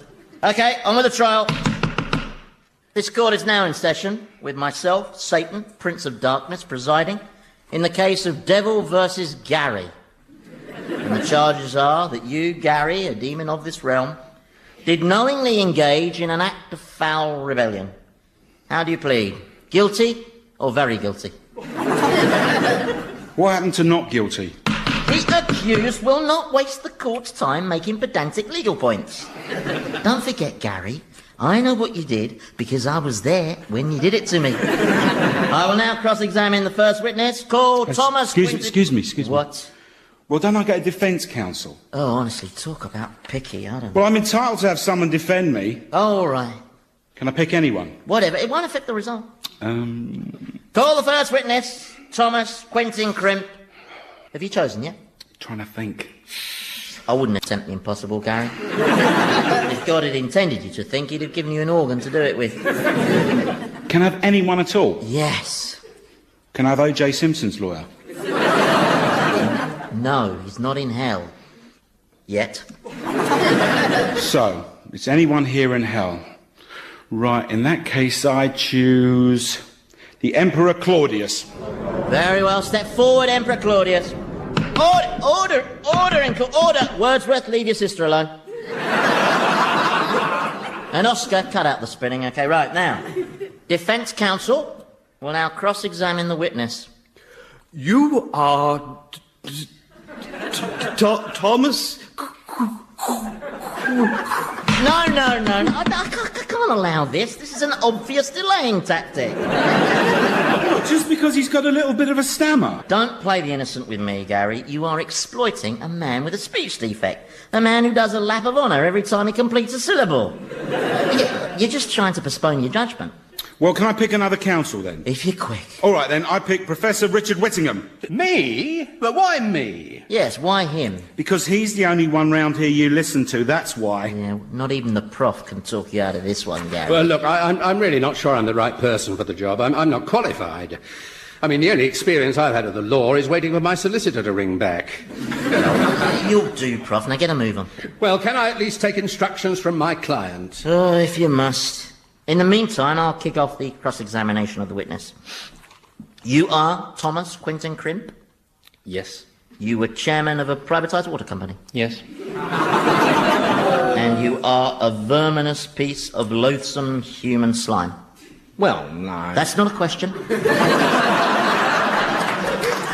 Now, Thomas, kindly tell the court whose idea it was to rebel against my majestic rule. Gary's. You lying toe rag! Silence in court! Silence! Order! Wordsworth, I won't tell you again.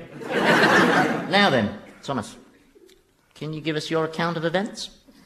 Well, Gary approached me and suggested that I help him overthrow you. I immediately lodged a protest. No, I said. Don't do it, Gary. Stay your impious hand, I said. I see. Of course, there are those who might question your character as a witness, aren't there? Really? Yes, for instance, glancing at the record of your life on Earth, I see that in the mid-1980s you bought and sold property. Nothing wrong with that? Absolutely, no. And perhaps your most impressive deal was in 1983, when some Arab businessmen were looking for property in the heart of London, and you sold them an orphanage. Yes. Complete with orphans. Who you described in the property details as a living workforce of eager-to-please midgets. Well, property's a competitive market. Indeed, such is your reputation for craven treachery, that since you arrived here in hell, both Lord Haw-Haw and Judas Iscariot have taken to referring to you as the governor. Well, I don't... So, taking all these factors into account, isn't it probably fair to say that your testimony is about as sound as a Jim Davidson marriage? No, Your Majesty... A tissue of laughable falsehoods, in fact, but good enough for a conviction. So, we will now proceed to the sentence. Gary, Hang on. I haven't presented a case for the defence. And?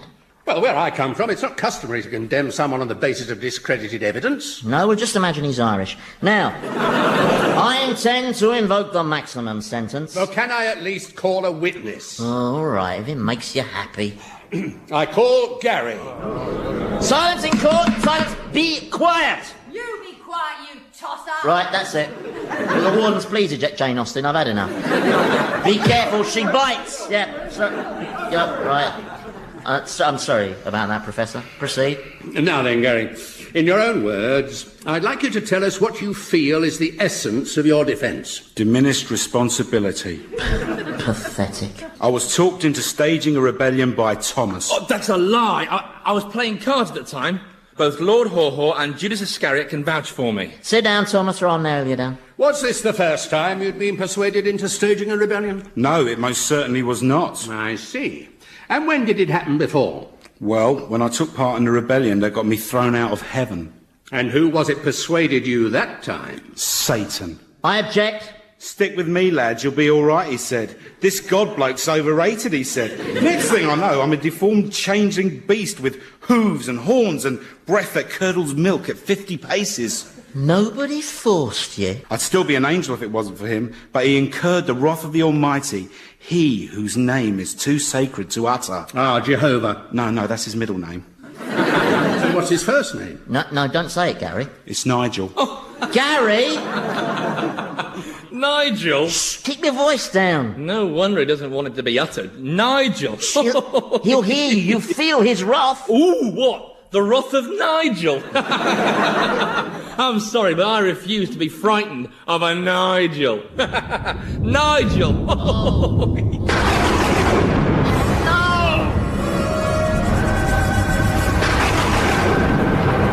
The lights! It's light! Who summoned me? Who used the sacred name? Ah, Satan! Long time no see. Was it you? No, it was not your omniscient omnipotence. It was that mortal there. Which one? The swot with the glasses? No, that's the professor. No, it was the creepy-looking one. Oh, yes. I remember you. Hello there. Thomas Quentin Crimp. 14 Waldemar Drive, Godalming. Yes. The orphan seller. I trust you're submitting him to the direst torment, Satan? Oh, yes, you're all-encompassing. In fact, even as we speak, locusts are hatching in his bowels. Excellent. For blasphemy against my holy name, of course, I shall have to think up some further punishment. I didn't mean it, honestly. It was a slip of the Nigel. Tongue. A slip of the tongue. Something especially cruel, I think. Oh, hello, Gary. How are you? Oh, so you remember me then? How could I forget you? You were the ugliest angel we ever had. Why is he in chains? He's on trial, your indivisibleness, for rebellion. Rebellion, eh? Well, we remember rebellion, don't we? Yes, but would you like some refreshment? We don't actually have any food or drink down here, of course, but I'm sure I could send out for some. No, I can't stop. I'll just do something horrific to this mortal and then I have to get back to heaven. Yes. Talking of heaven, I wonder if we could have a word in private. Well, will it take long? Only St. Peter's organising a barbecue. No, it'll just take a mo. Court is adjourned. If you just like to step into my private quarters, you're 3 in 1-ness. Please don't call me that. No? No, makes me sound like a motor oil.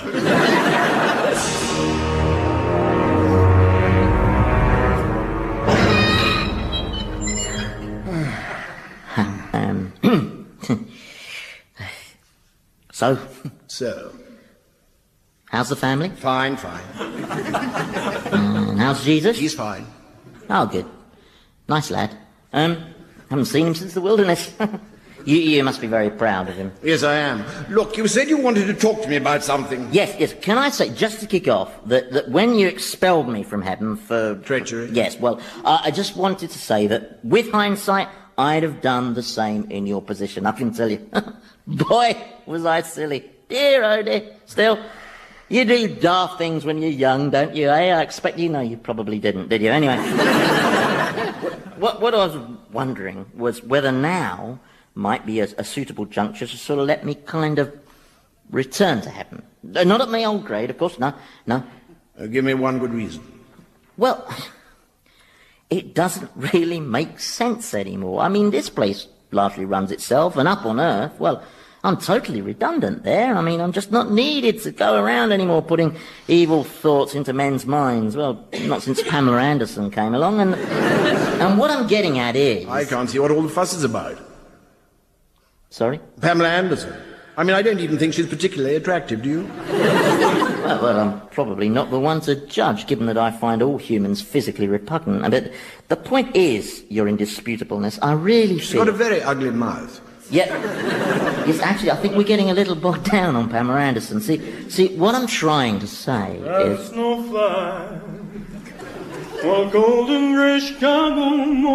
What's that? Oh, that's just Elvis. Now... This is hell. No one is supposed to sing. Well, yes, I know, but he does no harm, you know, so we... But he lived a life of drugs and debauchery. He was sent here to be tormented. Oh, he is being tormented. He's sharing a pit with dozens of Elvis fans who just keep going on about how good he used to be. And is he the only one you're allowed to sing? Oh, he's the only one who wants to. Well, apart from Edith Piaf. But we don't let her sing for obvious reasons. He stopped. Yeah, he'll have forgotten the words again. Now, as I was saying, I really am very sorry for what I did, but I've been here a long time now, and I just feel I've had enough. And could I go back to being an angel, please? Well, I'm very pleased that you finally acknowledged the error you made in rebelling against my authority. Absolutely. And well, yes, I must admit, you do seem to have changed. You're more mature, more responsible. I have changed, yes. So keeping you here is perhaps a little unfair. Yes? But totally necessary. What? It's necessary to keep you here. This place has to be kept going. Why? It's part of the order of things. They sin, I judge, you punish. Dropped? Quite the contrary. The current increase in the sinning rate stands at 97%. Admittedly, that figure's distorted by the inclusion of Paula Yates, but it's still an alarming trend. I think how much more the little monkeys would get up to if it wasn't for the thought of ending up here. Well, with respect, Your Inconceivableness, I really don't think I'm an effective deterrent anymore. It needs a new approach. What about if you sent Jesus down to Earth to teach them? Are you kidding? After what they did last time. That's true. Yeah. Well, it was just a thought, so I have to stay here then? I'm afraid so, yes. Will my time here ever end? That's for me to know. What sort of an answer's that? A God's answer. Bloody stupid, bloody goodness. You got a problem with that? Me? No, I'm ecstatic. Yeah, I'm just making plans for all this wonderful eternity I've got to look forward to as a creature who's 40% goat. Well, I'll just smite Thomas, then I must be getting along. Actually, there is one other thing. Go on. Well, there's one mortal who I've got to know quite well, and I really think shouldn't be down here, Your Totalness, and I was wondering if perhaps you'd reconsider his case.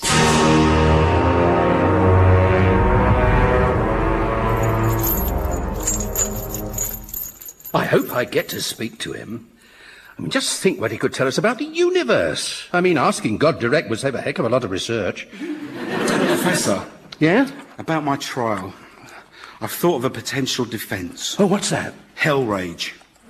Hell rage? Yes, you know, the phenomenon, whereby working in dark, cramped conditions generates a moment of dysfunctional, apoplectic fury which causes people to try and overthrow Satan.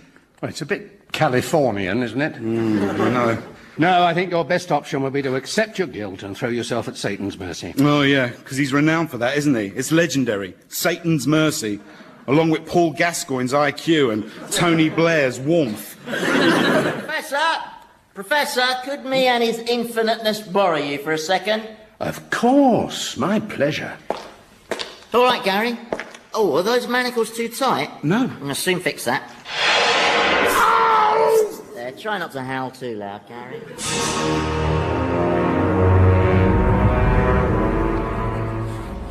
Well, Professor, I wanted to get to know you a little better because Satan here feels you've been misdirected. He says you're devoid of the usual unpleasantness that is the trademark of the average human being. Well, I don't know. I just believe in being positive, that's all. Why? Well, because the alternative is being miserable, and I've never seen the point in that. See what I mean? He's like this all the time, come what may. It's very impressive. But more than that, it's also extremely irritating. Now, please, take him. Can I ask a question? Proceed.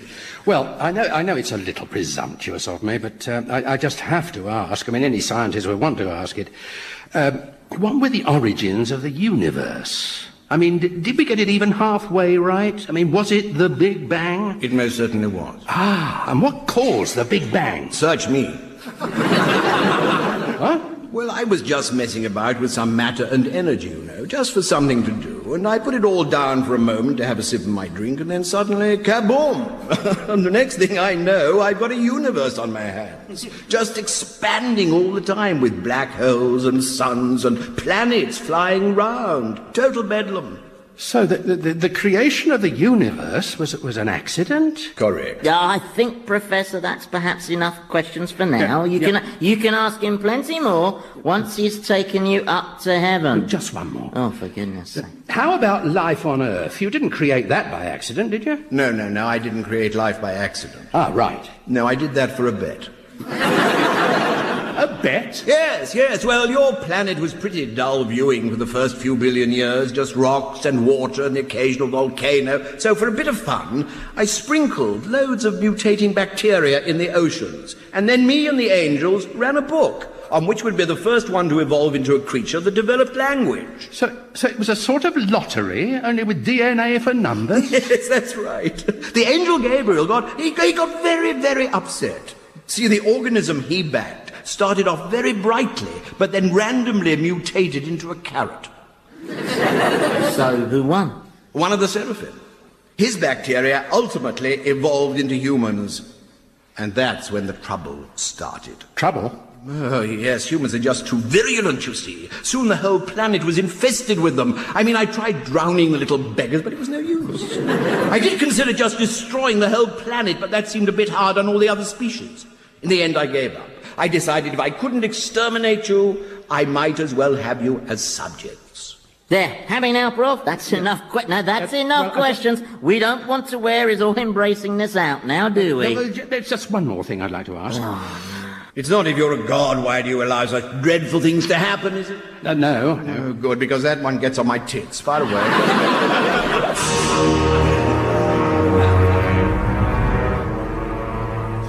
Okay, so basically you know my predicament, and as guys who are pretty talented in the wriggling out of trouble department, I'd appreciate any advice you can give me. Now then, Robert Maxwell, any useful advice for me? Yes, never lean too heavily on a handrail. Apart from that one. Well, my motto always was, if in doubt, intimidate people. I can't see Satan getting intimidated somehow. You could just run away. Well, that's true, Lord Lucan, but where would I run to? No, I've been stitched up like a kip. Oh, stop whining. Well, I'm just saying, that's all. I mean, I'm taking the entire rap for that rebellion, and it just doesn't seem fair, that's all. Life isn't fair, Sonny Jim. Is it fair that I was killed in a car crash because some slow coach wouldn't let me past? Is it fair that I'm eternally doomed to this dump? Are locust-filled bowels fair? And most of all, is it fair that I was made like this? All sneaky and crafty. And then I get punished for it? No, it's not. I can't be held responsible. The fault lies with the manufacturer. You know, him. All right, calm down. I'm very tempted to go and give God a piece of my mind. Would that be wise? I don't care. I can't take much more. I'm reaching my wit's end. No, it's not a very long journey, is it? That's it. I'll bloody have you. Oh, yeah, you and whose army? Come on, then. Come on. Outside. Outside? Outside?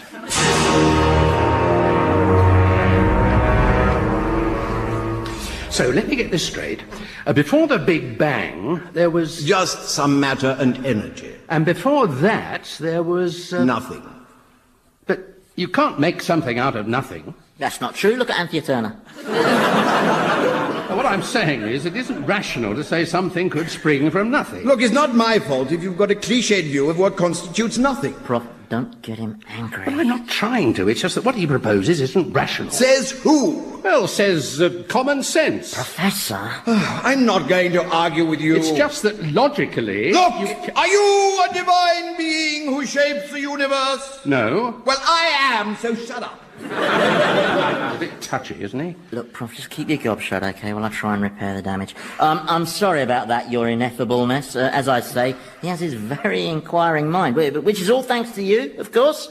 If you hadn't sprinkled life in the oceans, he would never have developed this brain. Don't remind me.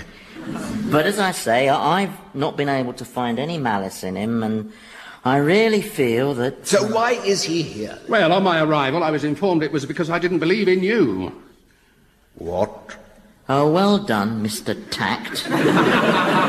Did he say he didn't believe in me? Well, yes, previously, up there, but he was a scientist. You know what they're like. They won't believe in anything till they've tested it on rats. No, they're just eggheads, aren't they, with thick glasses who spend their days bent double over Bunsen burners. But he believes in your existence now, don't you? Oh, yes, very much so. There, you see? All right. Well, he can still come to heaven. Thank you. Provided he kneels down and worships me as the one true God. No problem. OK, Prof? Away you go. Why is he waiting? Well, it's just, I'm quite prepared to accept that you're God's as good a word as any, I suppose. But it's the one true bit that... Don't do this to me, Prof. I mean, all I'm saying is I haven't any evidence which proves that you're the only God. Professor?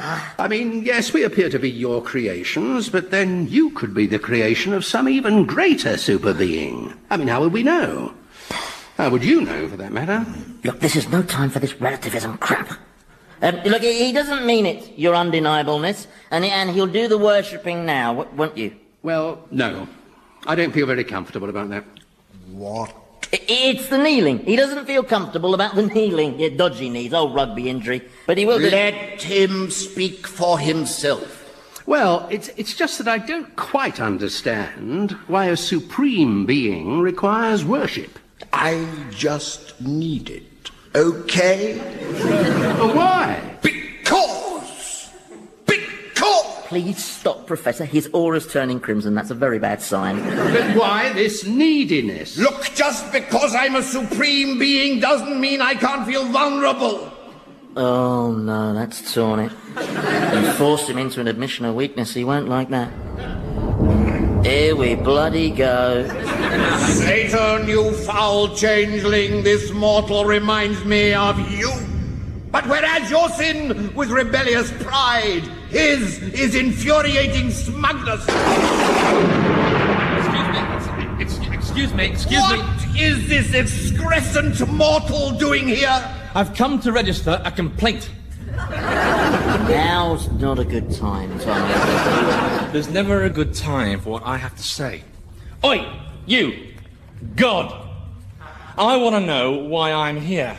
Why am I being subjected to this eternal punishment? Because you led a horrible, nasty, little life. Well, I couldn't help that. That's the way I was made. Not at all! You had a choice! From the beginning, I gave mankind free will.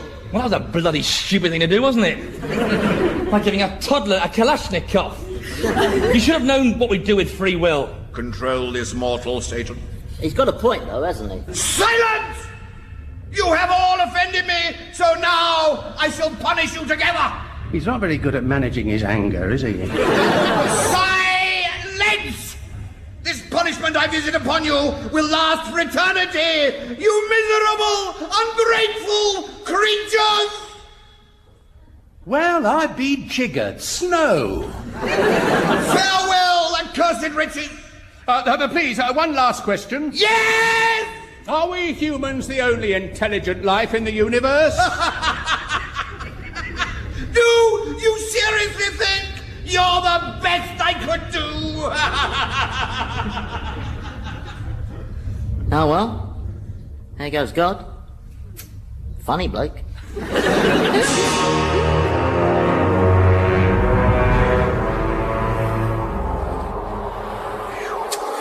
That's the trouble with snow. You see, when it comes, no one's ever ready for it. The gritting lorries aren't on standby. Gary, how could we have anticipated a cold snap in hell? You should always allow for contingencies. You should have thought, what if Thomas inadvertently summons God, who then has a chat with the prof, loses his temper, and curses hell with an eternal snowstorm? Oh, it's how short-sighted of me not to foresee that, yes. I must have been blind. You all right, Prof? Your hands are bluer than a baboon's bottom. You know, my estimate is that this temperature is somewhere around -50. It's extraordinary. If we were alive, we'd be dead by now.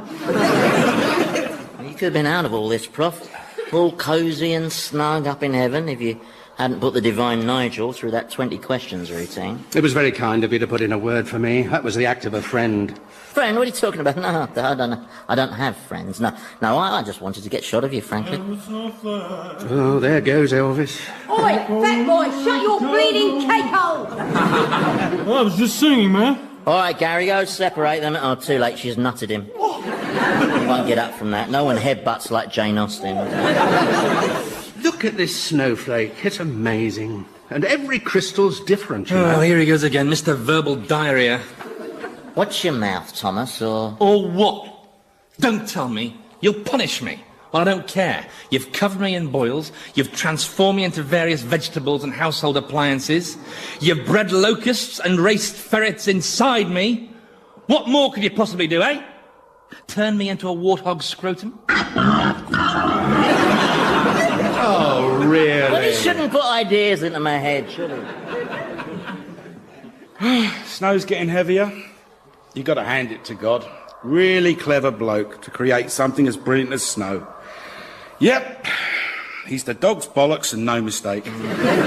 I don't know why you queried his credentials as a deity, Prof. He obviously is the one true God. Well, you may be right. I am right. It's just that I can't help wondering who named him Nigel. Boss? Yes, Gary? What is my punishment going to be? Oh, I don't think I'd be bothered now. It's not as if it'd change anything. We're just looking at more and more eternity, basically. The Brass Monkeys version, of course. Yeah? More same endless nothingness. Thank you, God. Thank you so much. I know what he means about Pamela Anderson, though. Hey, who wants to help me build this snowman? Amazing, isn't it, how cheerful and upbeat the prof is, even in the direst adversity, eh? He always sees the bright side, of course. He's, what's the word? Sicko. That's the one.